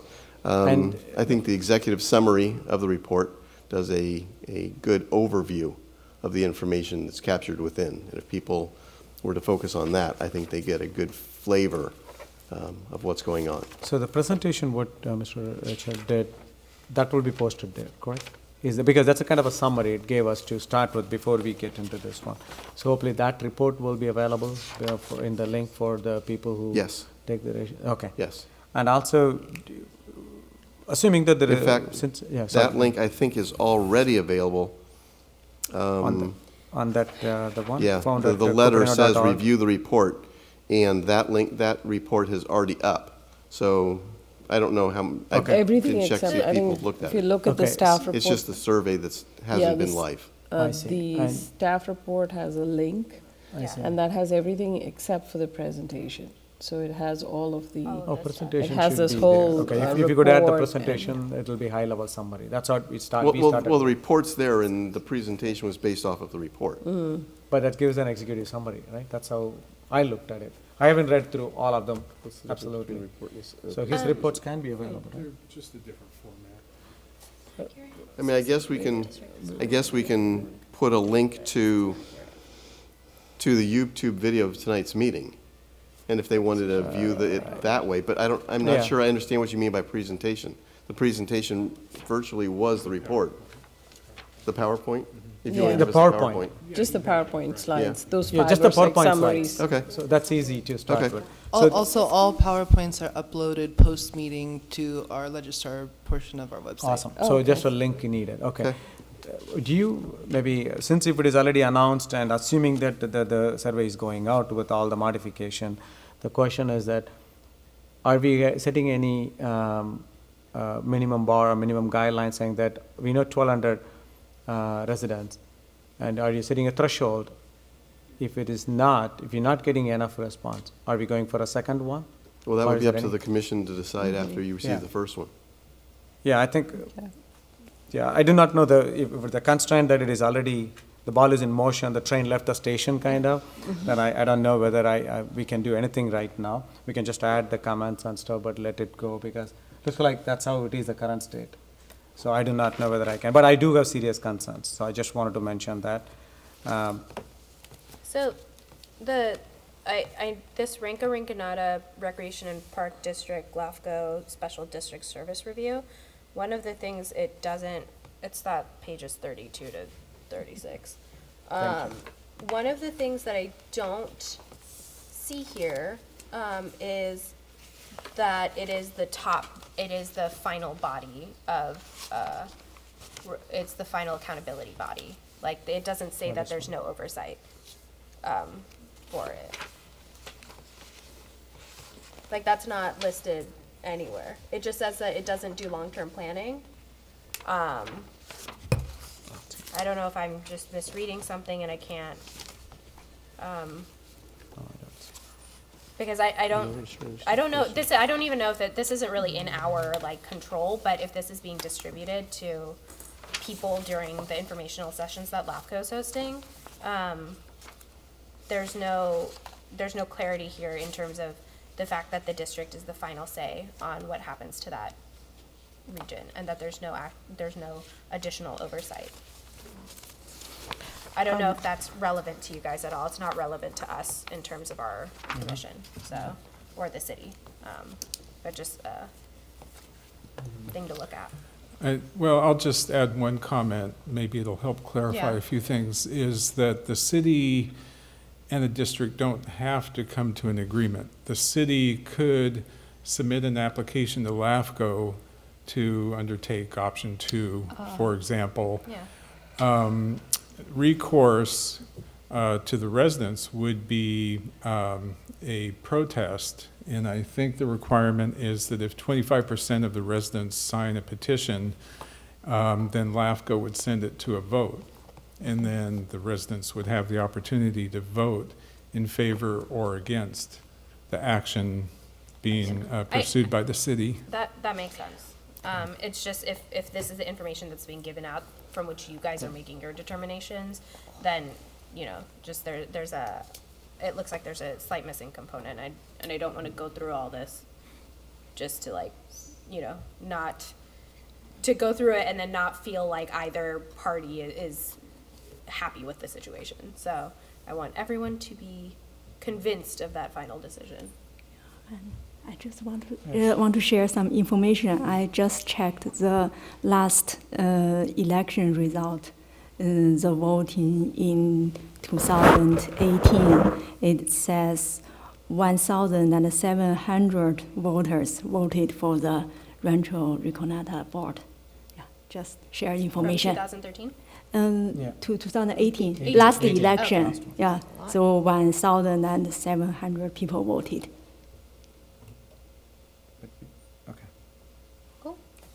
Good, that's a great number to know. But the only thing is, we do not know whether they are Rancho district or the overall, because that's election anybody could have. No. It's only specific to them. Only so in the Rancho. Yeah. So they say only on our ballot, not other people. See, but 1,700. Wow. 1,700 people there. Whether or not they knew what they were voting for is a different question. No, that was House votes. Okay, it seems like we've given a sufficient amount of feedback. Is there anything else on this topic? No. Okay, so just as a reminder to the community, we are not making a decision on this topic. The goal is for us to collect as much information as we can from community residents, and to also balance it with you know, key fact finding and whatnot that we will also do. So thank you all who came and spoke. Can we please repeat the other dates of engagement, both on the LAFCO side as well as our side, where they can come and share their thoughts, experience, and or photos and opinions? So the LAFCO comment period is open until March 11th. And how does one engage with that? Yeah. I was going to ask the expert that, yeah. Yeah, we have a notice availability on our website about kind of the schedule. You can email comments. I don't know if this is how to do it here, but you can email comments to LAFCO at ceo.sccgov.org. So we're accepting, or you can mail comments to the LAFCO office, but we prefer emails. And you can find us on the web. If you go to Santa Clara LAFCO, you can find the LAFCO website. I see. I hope that helps. It does, thank you. Okay. Other than that, the survey will be online from March 7th until March 23rd. We are inviting the public back for our April 2nd meeting here. If the commission, at that point, the commission can make a recommendation to the city council or can ask that we're going to find out more information. Mm-hmm. Okay. The commission can hold meetings out in the district, and we can find a suitable location, whether it's within the Rancho facility or not. We can find a facility, even if it's nearby and it's a city facility, that's perfectly okay. We have told the city council that we would be going back to the city council with some recommendation, either in April or in May. Okay. But there's not a rush to the process. Yeah.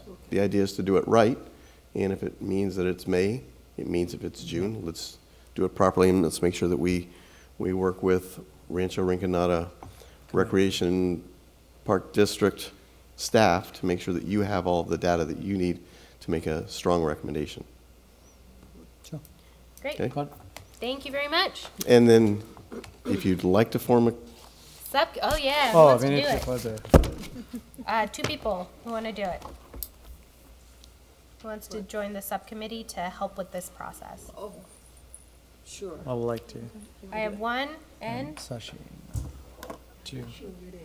No, if you're volunteering, I won't. No one just else totally. does, I'll pick it up. Yeah, it's totally up to you two. I don't have a preference. You are in the district, she's not, maybe you two. Okay. Good combination. Okay, good. Excellent. So we have our subcommittee formed. thank you, we will be contacting the 2 of you offline. Sure. Great. We're gonna have so much fun. Thank you. Awesome. So, am I allowed to ask a general public question? Because I just want to see, Director. Thank you very much. Oh, thank you very much for coming and talking with us. This Thank has you. been Thank you. supremely informative, and the research and the report that you did has been great. Nice to Thank meet you. you. Do you need, thanks. Director, I wanted to know, we don't have any public comment on the satellite community garden project. I would love to swap that with item number 9, since it appears that we have community members here for that Della. specific agenda item, and it would be nice to let them leave before 12 o'clock. What? It's So 12? if, No, it's if 11. that's Thank you. fine with you, we want to swap those, great. So we are moving agenda item number 9 up. That is the dog off-leash area update.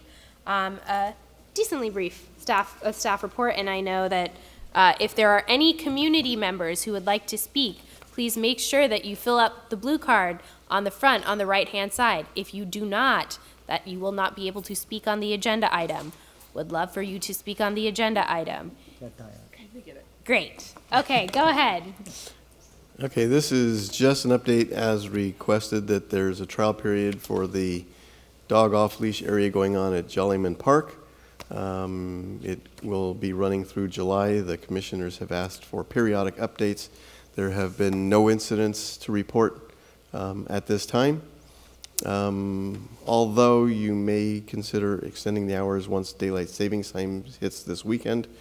We had moved it up a little bit, so I believe it's 4 to 6 o'clock right now. We haven't had any issues, maybe even backing up to 4 o'clock to 7 o'clock.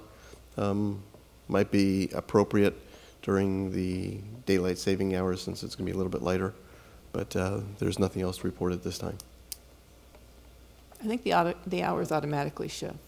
They were set to shift with daylight savings. Okay. If you'd like, what would you like them to be? I think So they were already decided. It's already decided. Okay. It automatically it'll switch. But Okay. I don't know the They're in there. I timing. think it's- 5 to 7 or So we Samir go will back tell to us. 5 to 7? No, I think they go to 6. 6 to 8. Yeah, it's 6 Oh, to yeah, 8. 6 to 8. Okay. That's it? That's it. Awesome. Yeah, There's I got an invitation. I know I'm feeling guilty. I need to Wait, go hold and do on. it. Are there any blue Oh, cards? sorry. There's no blue card. Yeah, that's right. No, there's Oh, I didn't get any. Would anybody like to speak? Oh, see, sorry. This is why I asked. That's- Everybody makes fun of me, but this is why I asked. But I thought this is not. No, this okay. is all Rancho Rinconada. Okay. Yeah. Oh, they got many.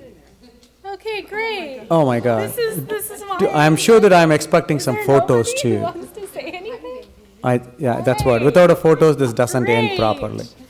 Oh my goodness! Excellent! You guys make me Come on. so happy. You're like we're so happy to see Yeah, I was like, yeah. All right. First step, I'm gonna call all the names so you guys can just hop on up in order, and we don't have to go too crazy. So first up, we have Samir Raheja, and then Manjaya Hedge, and then Kieran. And you have 3 minutes. All right, we have, do you mind projecting from the overhead? There you go. There you go. So thank you for having us and taking the time to get the update on the dog off-leash area. First of all, I would like to invite you all to visit the dog off-leash area. Carol has been a frequent visitor. Haven't seen others of you. Would love to see you in the park. I'm coming. So we'd like to share some of the data that we've collected. Some of our members have been taking pictures at different times during the off-leash hours. This just represents a snapshot in time. So I want to make a couple observations about the data. We see up to about 10 dogs any time we've taken the snapshot. And if you take a picture, say half an hour later, you'll see another 10 dogs. It might be a totally different set of 10 dogs.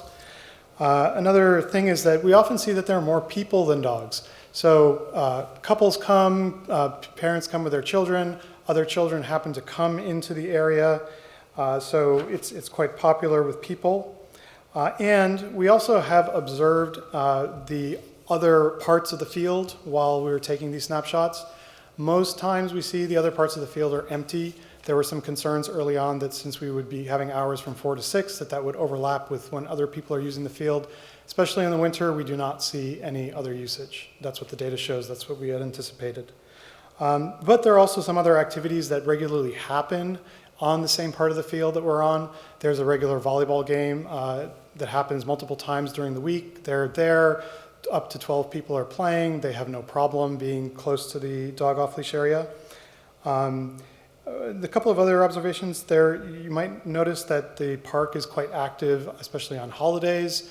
So Martin Luther King Day, President's Day, even on Super Bowl Sunday with the local team playing, there were quite a few people in the park, both in the dog off-leash area and around the dog off-leash area. And the point is that it hasn't been a problem. People have been using the field and haven't had a problem with the dogs. Recently, if you look on the backside, there was a baseball game that was happening right near the dog off-leash area with fairly small kids. I'm not sure who was organizing it, but there were no complaints and no problems. So our trial is ending on July 31st. We know that there's still a few more months to go, especially the summer months where we want to see how things go. But we'd really like the commissioners to recommend a plan for what happens on July 31st. We'd like to make this permanent, and we'd like to make sure that happens on August 1st and not months later. Thank you. Thank you.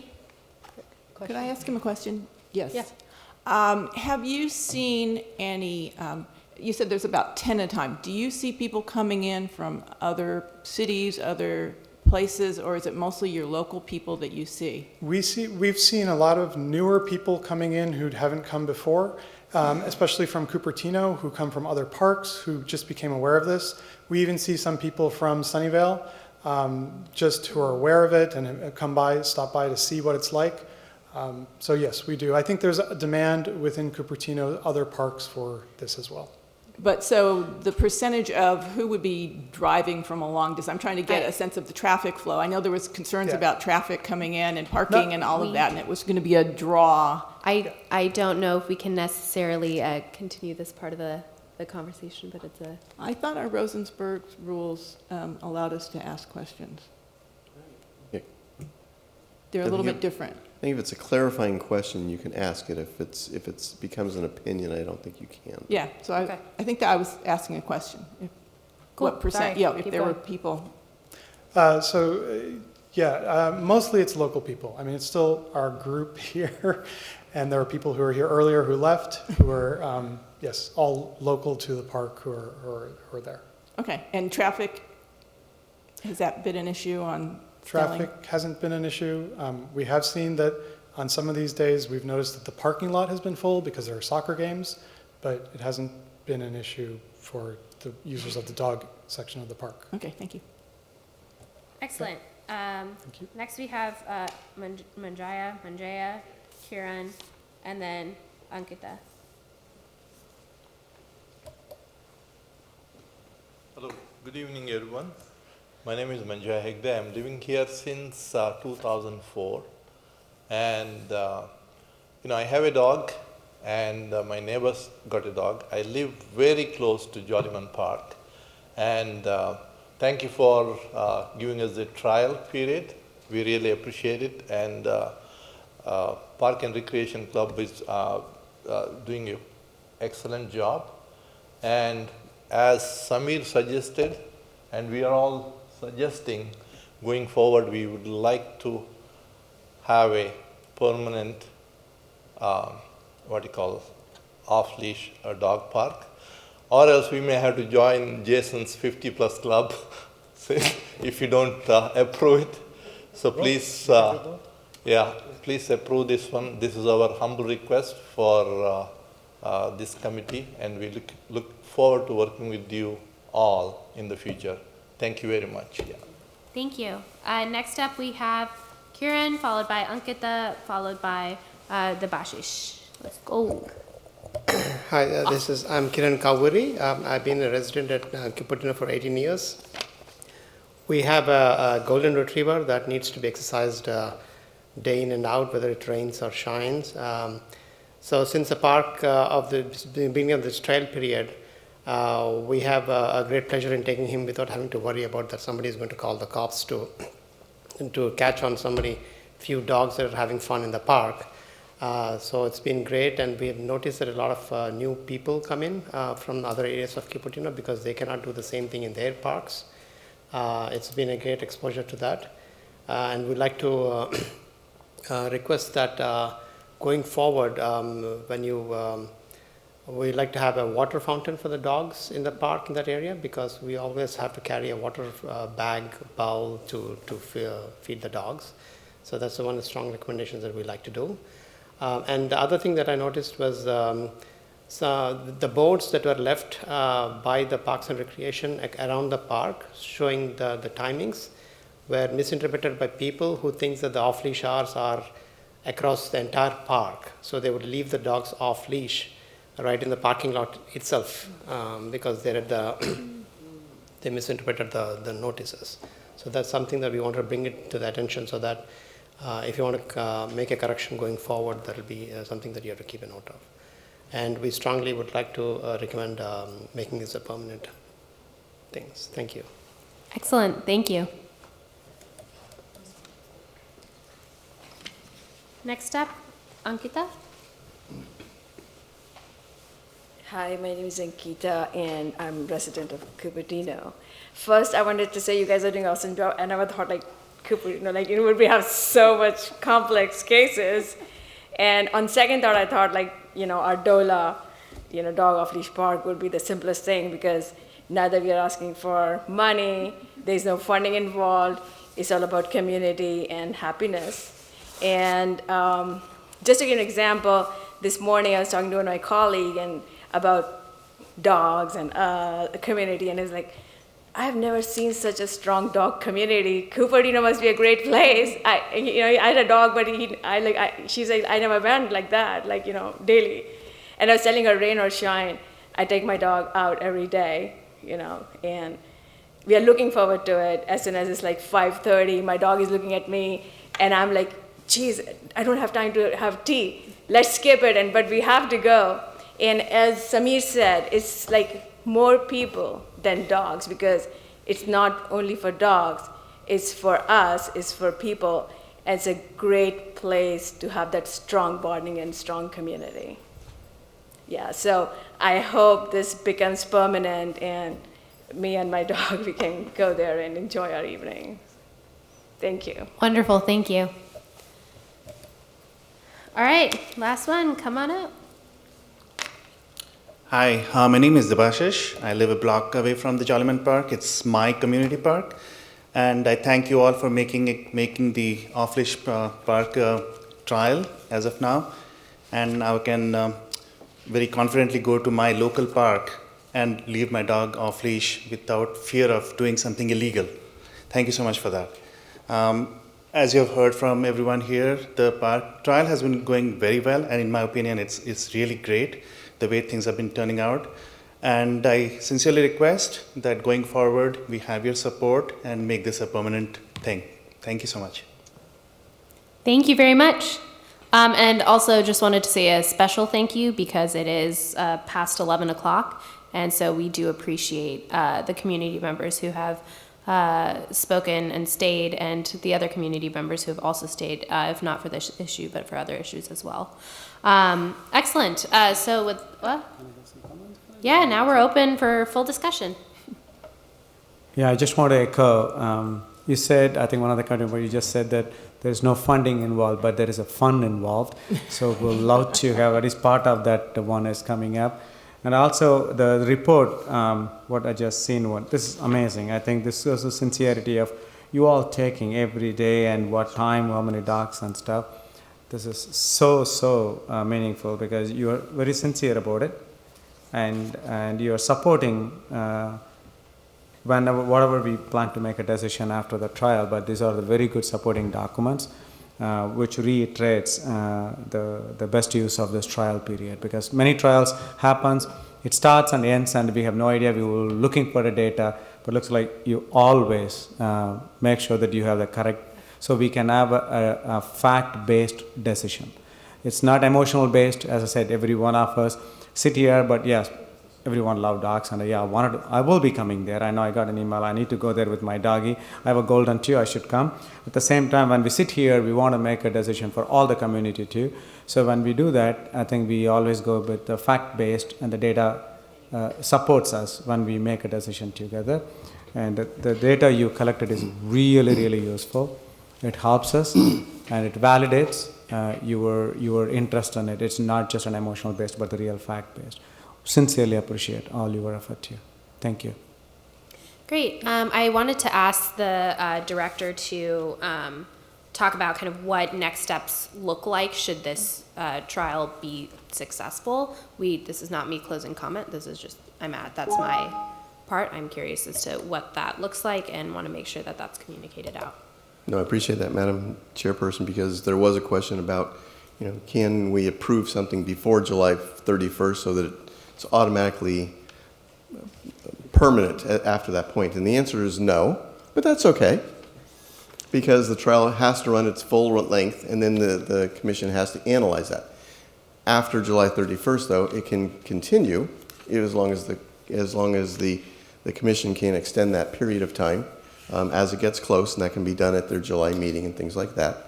So as long as there's no incidents and things, there would be formal process, and it may be my brief conversation with the chairperson that we may need to actually change city ordinance. Yeah, one of the city ordinances. Yeah, to codify it that way. I would also just want to point out that the Parks and Recreation Commission, in their work plan for the 2020-2021 year, so starting July 1st, one of your work plan items is to analyze the ongoing pilot program in Jollyman Park and, assuming it is successful, duplicating the program at other city facilities. And so if there's no incidents, if you decide and the city council agrees that the program has gone well, then in your work plan it's already been established to start looking for other sites where we can duplicate this throughout the community. Okay? I just wanted to give an update as well in terms of what's going on in our neighboring cities. Last week, Los Altos had the second of 2 workshops on off-leash dog areas.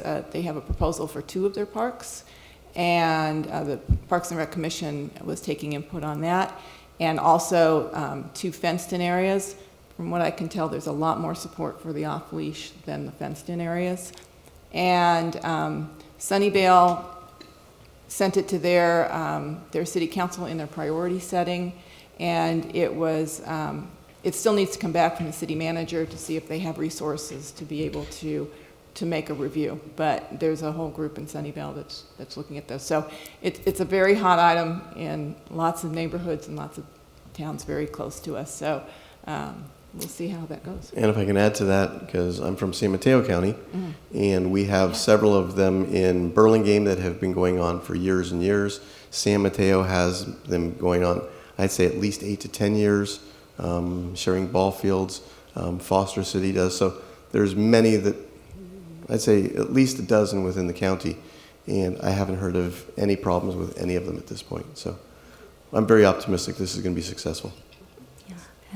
And I have some question. And thank you for providing a lot of useful information. And I know your group of people, you volunteered, did a lot of things to maintain this dog off-leash area successful. And thank you for what you did. And just now, some of you mentioned because new people are coming with their dogs, so they didn't know this. There's only a limited area in this park is for the dog off-leash park. So they release their dog after they park their car. So do we need to improve the notice board? What can we do to do that? So is there any notice board on the side of the parking lot? There is, I don't know if it's on the parking lot itself, or is it, I know there's one at the field. Is there one in the parking lot? Okay. I had asked the experts. And looks like what I heard is like since the sign is too early before the garden of area, so that's why people are releasing it. Yeah. Okay. Maybe the sign, pushing the sign exactly where it starts, perimeter where it starts, looks like that's where. We can relay that to the Public Works Department. They're the ones that actually maintain the site. Maybe it'd be helpful to put one in the close to the parking lot that says that's where you go for your off-leash. Go there. Answering my question is both the side of the parking lot, there is two signs. We can make sure to have that conversation with the director offline for specificity on this specific part. Good, thank you.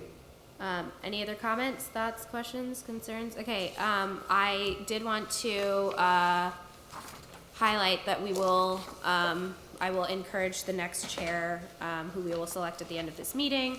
We have 4 items. I will recommend to that chairperson that we put this on our June meeting to formally establish, in June to, we don't typically meet in July. To figure out what the concrete next steps are in terms of timeline, so there's some transparency around that and clarity as well for the broader population. I think this is the data collection is extremely helpful, and as a person who unfortunately, well, up until very recently, traveled too much to have a dog, this kind of, if I didn't commute, this stuff would be particularly exciting for me. That having been said, I do want to also make sure that we are in touch with the organization that's playing volleyball. It would be great to get a formal, if they are a formal organization, to get a formal notice from them saying that they've played and they are okay with it. Just to get that formal side from the other sharing party as well as the people who are enjoying it with their dogs. So we have that kind of as a on the record community agreement that this is something that's permitted.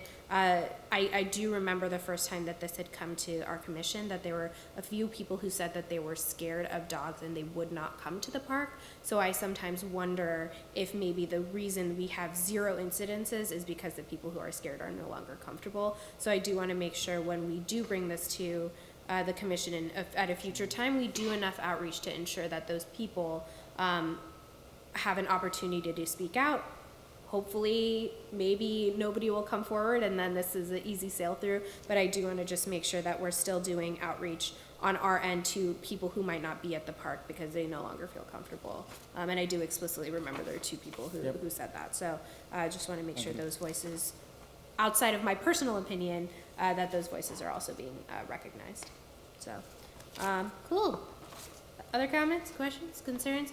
Thank you all again for taking time to stay here. So we do have additional agenda items if you want to continue to join us for them.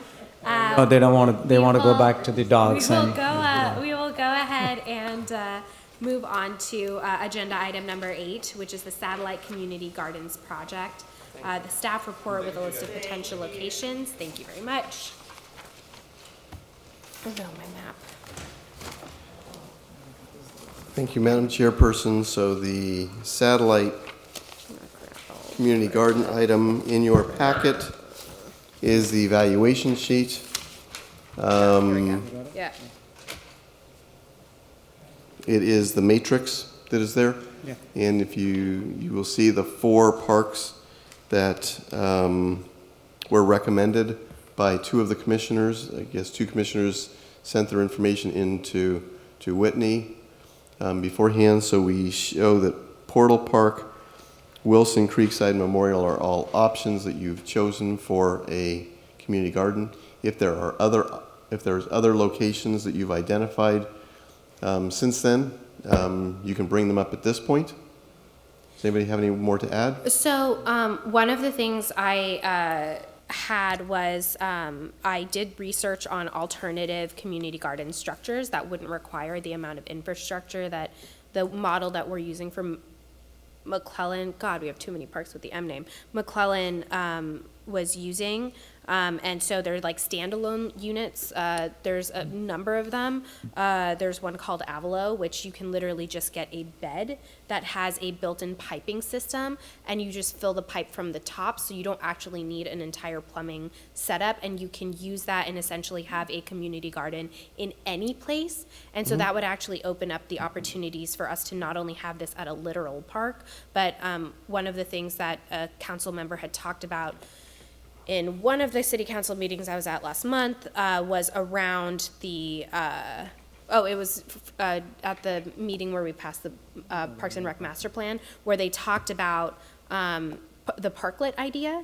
And I actually think that this is a really great use of the parklet idea, where we don't have to put the community garden in an actual park. We can find small areas, side areas of the city where we can utilize this, because I actually think that would increase our community garden reach. And there's, and or partnering with businesses to increase the amount of like small, I'm not talking about like Main Street, but like there's local shops very close by that have easements, that have areas on their property that they could be doing something with, and would likely be happy to have more traffic in their area anyways.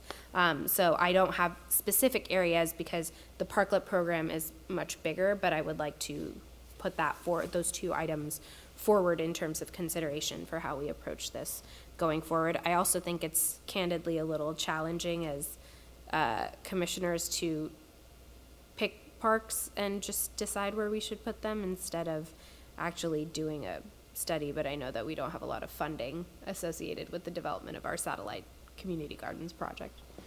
I'm wondering if, based on your new information, if you'd like to just continue to look in the community for the next month and have everybody go out and still look at sites. We'd also say that when you look at something like Wilson Park, you give us specific information of where within that park that you'd be interested in having it. And I agree. Yeah. I think, as we said the last meeting, it does not have to be in a city park. It can be on other city property, or it can be on private property, and we can form a joint use agreement. Maybe it's on school district property at some location. But where do you think it would fit? And the criteria are still listed here in terms of a parcel size. And even if it's only a quarter of an acre, there's still a lot of opportunities for something, for communities to have a lot of plots within that. Something where there's water that's somewhat nearby, or something where the lighting is appropriate, parking is appropriate. It's not going to bother too many neighbors or things like that. Yeah. Whatever the criteria you come up with, that's fine. But if you want to put this off for another month and come up with more locations. The other thing I would actually like to, but I don't want to make that decision unilaterally. The other question I had was about one of the things we had asked the community garden folks was if they could give us, if they had any idea of where people who were on the wait list for community gardens actually lived, if they had any data, because if we know where that is. I think they gave that to us. Did I just miss that entirely? Okay. I think Whitney gave that to us. Well, then that's just me. So never mind. No, We're it's good. not you alone. I don't have that either. So. No, but you No. were not at the time. Right? Oh, so she. This is pre you. And, who's this? I was believe when we sent it out with the reminder to submit your suggestions. That's why. But we Okay. can resend that if Nope, for that's some on reason me, we can't not on locate you. it. That's me. No, but I would say, let's still resend it, Still continue. because there's no rush on this process. So, and the main community garden at McClellan, that does begin with an M, is still going through its Yeah. process, identifying whether construction can begin within the next month or two, or if it has to wait for the end of the nesting season in September. It would also be interesting if since we have that list of people on the wait list or master garden, or the gardeners anyways, can't we send an email out to them and ask them, hey, we're looking to expand the community gardens as gardeners. Where are areas that you would recommend that are of interest to you? Because they're the ones who actually use it. For me to walk around, I don't garden. I don't even, I can barely keep a cactus alive. So I feel very odd to be giving recommendations when I have no clue what I'm doing. We'd be happy to do that. Cool. And thank you for publicly stating you have trouble keeping cactus alive. They're really difficult. I overwater them. I think that's an excellent idea. Cool.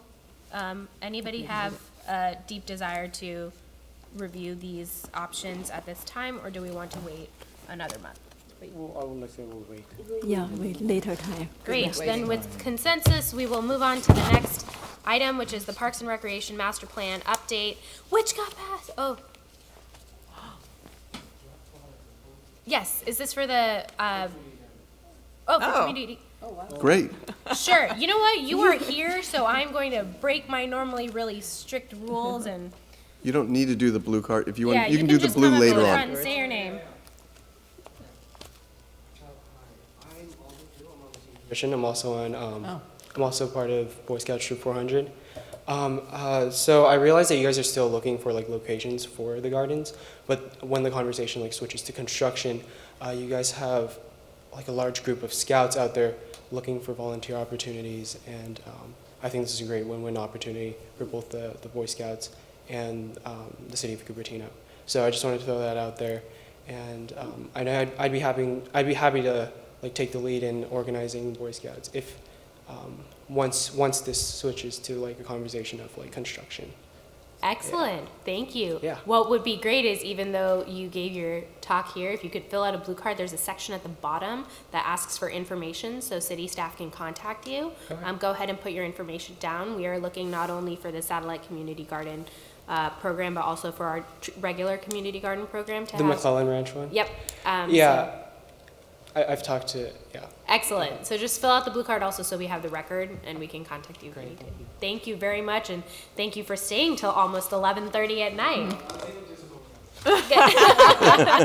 And you got me to bend to my normally very strict rules. Okay.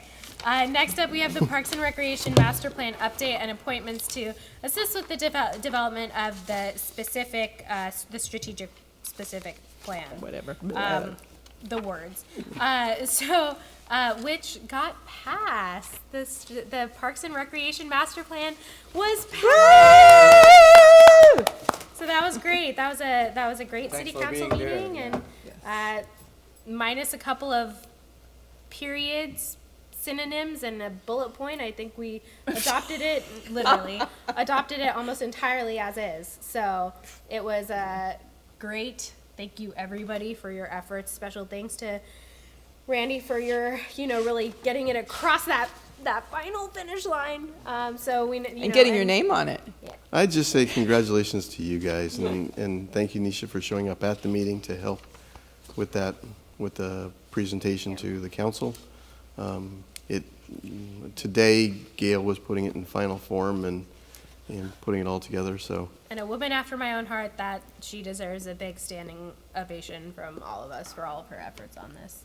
Agreed. Over the time. And Agreed. I'd like to second that. Congratulations and thank you, Nisha, for being there and telling the council that we passed it unanimously, and for your strong support for it, and a wonderful presentation to them. I think it helps. Thank you. I did write a cover letter for it. And the very quick version of the cover letter says, congratulations, and now get to work. Wow. Because you've made it all the way to the starting line where now real things can happen. So we finished the theory, now we need to put the CIPs into practice. And we're moving very quickly on these because we need to get the information into the city council. There is a March 19th CIP meeting. And so the first thing we want to do, instead of waiting a year to even have this discussion, we want to get some of these ideas and say, which are the top priorities? Which are the things we can do within the next 10 years, but also the things we can do within the next 2 or 3 years. And so that's why we're asking for assistance from the commissioners tonight. If somebody's available to help us out, I believe you did make an appointment? Yeah. Already? Seeing as I'm not going to be chair anymore and I don't have to do this work, I would love to be a part of it. And Carol had also expressed interest, so appointed Carol, and she said yes. So I don't have to do this job, so I'm going to do another one. So what we're going to do is ask just for a quick meeting or two, but probably early next week, we're going to, and I'll have Gail reach out to the two of you and pull it together. The idea is to look at all the items within the master plan and just say, let's start moving. And some of them are very simple, such as the pickleball courts. It's not a big budget item on some of these. Can we turn a half-court basketball court into a full-court basketball court outdoors within the next year or so? Where the land's available already, we're doing things. So that'll be the next step. So like I said, we'll contact the two of you, and thank you for that. Great. So next up, and finally, very excitingly, we are going to move on to Item 1? Item 1. Again, we had to table item 2, so we will not be returning to the, actually, Yes, item 1. yeah. Sure. We'll do item 1. Well, there's item 11, but I don't care. We can do that from anywhere. It's not going to matter. We don't have to vote on anything. Item 1, which is chair and vice chair selection. This person will, once this item is done, I will hand this gavel off to that next person. So, do we have any? I would like to request to the commission that we vote separately, not on a ticket. So if I can get a nomination for chair, that would be great. Do I have any nominations for chair? I'd like to nominate Gopal for chair. Do I have a second? Second. Excellent. We can go ahead and vote. Some discussion? Oh, is there any discussion? Do you want to say something? You can also vote for yourself. You can also abstain, but you can vote for yourself. I hope you believe in yourself. Excellent. And with that, the chair for the Parks and Recreations Commission has now been selected. Do I have to wait until the agenda item ends to give it to him? You can do it. You can do it. Oh. Finish it. Okay, all right. The chairperson just appointed you to be the chair for the rest of the Great. Excellent. That's good, man. Awesome. So next we have our vice chair selections and looking for, well, I'm not chair anymore, so I can just do whatever I want. And I'd actually like to nominate Carol to be the vice chair for the Parks and Rec Commission. And looking for a second on a nomination for vice chair, and you can nominate yourself. Approve yourself as well. I'll second myself.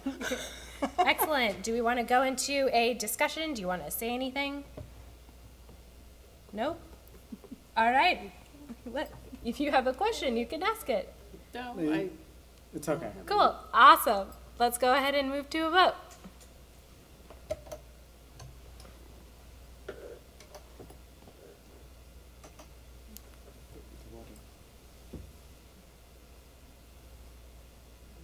So we're going to vote now. Did you have a concern? So you want to know, what is it? I'm not sure about the process. Yeah. Process of? the nominating process. somebody? Yeah. So we only nominate one and then do a. That's the correct process, right? There's a nomination, that's the motion. If the motion gets a second, then we have to vote on that motion, correct? It's I don't know. clarification question. It's an internal commission discussion. I'm not sure that there's Okay, well, we have already moved to a vote, but it's, now that you have moved that, Yeah. you would continue that. yeah. So we have Oh, to I see. move, yeah, we have to move to a vote. Excellent. Then with that, the motion passes unanimously. Okay. So next we're going to go to item number 11, which is the receive monthly update reports from the director and the commissioners. Director, do you have any updates for us? Most of them have come up already during the meeting, but the list of events that we have, we will be, by the way, at your next meeting. You've asked about annual events, and we will share with you a long list of annual events. I think I counted over 75 annual events, so we will be talking about that, and we'll put that on your agenda, either for the next meeting or the May meeting if you want to wait, since you'll have the Rancho and Rinconada coming back, but I'll talk to the new chairperson about that separately. The events that are coming up fairly soon: March 12th, Cultures of the World, that features Japan. March 14th is a Fit Fest, and March 21st is the Hack Cupertino event. The Kid Fit is on March 29th, as is Holy, which is a partnership festival in Memorial Park. The Egg Hunt will be on April 4th, and Cultures of the World on April 9th will feature Italy. The Big Bunny 5K Fun Run will be on April 11th. Volunteer Recognition Lunch on April 18th, and the Cherry Blossom Festival, Aprils 25 and 26. And those are all the upcoming events. Awesome. I did have a couple of questions, and I know I asked this during the seniors, but just given the fact that we have such a international traveling community, as well as a lot of people who are in the impacted COVID-19 coronavirus demographic, I just want to know kind of what's our plan of action should things escalate. Hopefully they don't, but just in case they do, I think we have a particularly vulnerable demographic of lifelong learners. So, as I mentioned earlier tonight, we are going to be continuing to talk about this as a department head, city manager team over the next several weeks, I'm sure, as it's going along. Our hope is not to close the senior center or other facilities, but to educate people. And if they choose to continue to participate in the programs, it's a valuable service that's going on. One of the items that we're specifically looking at very carefully is that there is a international trip that's being planned just a few weeks from now for Portugal. And so that right now Portugal is, and I don't remember the term, but not category 3 or stage 3 or whatever it is. So the CDC, there's, I looked up on the website today, there's 6 cases in Portugal, but that's fairly low considering everybody else in the region. But we're wondering if we're going to move forward with that program or not. And within the next week, we're going to have to make a decision on that project. Other than that, the next international travel is not scheduled, I believe, until May. Actually, I think it may even be June on that one. So we do have time to figure out what do we want to do with that, and see what happens over the next month or so with this virus. Can it be contained? So Awesome. We'll stay on top of it.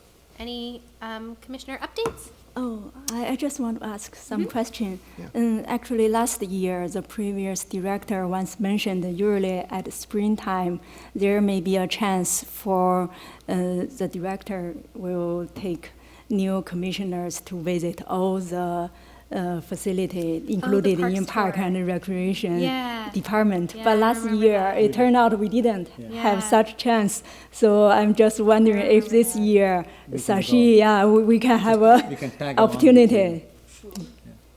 Yeah, to visit all the I facilities. think the idea was to, if I remember correctly, the idea was to get a bus and do a tour of like key facilities as well as parks in Cupertino, so everybody kind of has a visual of everything. So I love the concept. I've done that in other cities. Another thing I've done in other cities is ask for different commissioners to kind of adopt a park, or adopt 2 or 3 parks, and then what you do is during the month, go visit those 2 or 3 parks and come back and talk about what's the status of those parks, so that we do see those. And if everybody just takes a couple of them, That's a good idea. the whole city's covered. I will be passing on the suggestion to the next director. We do have interviews scheduled for the next director in the next couple of weeks, that the application deadline has closed, and so that the Human Resources Department with the City Manager's Office is moving along in that direction. But I love the idea of the parks tours. We should be able to get out and see them, and if nothing else, you're going to get Whitney out to go see all those parks too. Yeah, she needs to do that. Group trip. Yeah. Thank you so much. Yeah, it'll just be a few Brown Act issues associated with it, but we will work through those. Excellent. Are there any other commissioner updates? Okay, I went to the mayor's meeting, and so a couple of interesting things that are coming down the line that have Sustainability Commission is passing a resolution to the government for sea ice restoration. They just finished the environmental awards, and apparently our REACH codes are way beyond what they're supposed to be, and we're on target to ban natural gas in new home construction. Public safety fire department numbers are lower than they have been in the past. They did a community event. We saw a 23% increase in commercial burglaries. However, a decrease in identity theft, domestic batteries, and home invasions. So personal or private, home invasions decreased, but commercial burglaries increased, and they're going to let us know what those public safety forum dates are. The TIC Commission has finalized the fiber and wireless master plan, which is a huge deal for the city, and a contractor has already been selected, and they're also going to start monitoring traffic safety, air quality, and water conservation. Planning Commission, they adopted the planning report. And there was an outstanding question which we don't have answered, which is what if we do better than what is recommended or requested, which I don't know if that will come up, but if it does, they don't know what that means for us in the future years. They're doing a study session around density bonuses, how density bonuses are calculated. They're doing a general and implementation plan review because it's not specific enough. Then we have the Library Commission. They selected the poet laureate. The county librarian is retiring after 25 years, and they've also created a cool program around laptop use, so laptops for anywhere, so that people aren't locked into desktops. Finance has a priority to collaborate with other other commissions. They're also judging the Teen Commission, Hackathon, Parks and Rec I meant to say not finance, fine arts.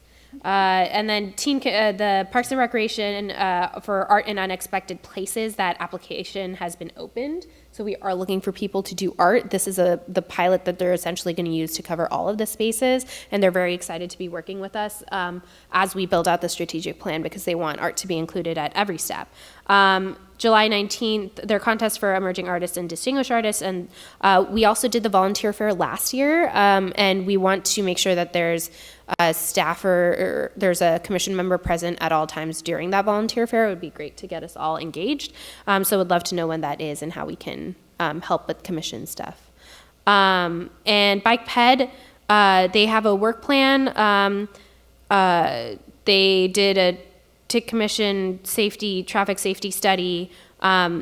They actually did talk about explicitly the Blackberry Farm feasibility study and how the Bike Ped Commission prefers pretty much any of the other entrants Stevens Creek, with Stevens Creek as the focus in terms of what they want the city council to focus on. Not that that isn't important to them, but they have they listed out like 5 things, and I wasn't able to write them all down. But this is not a priority for them, and they've made that very clear to the city council.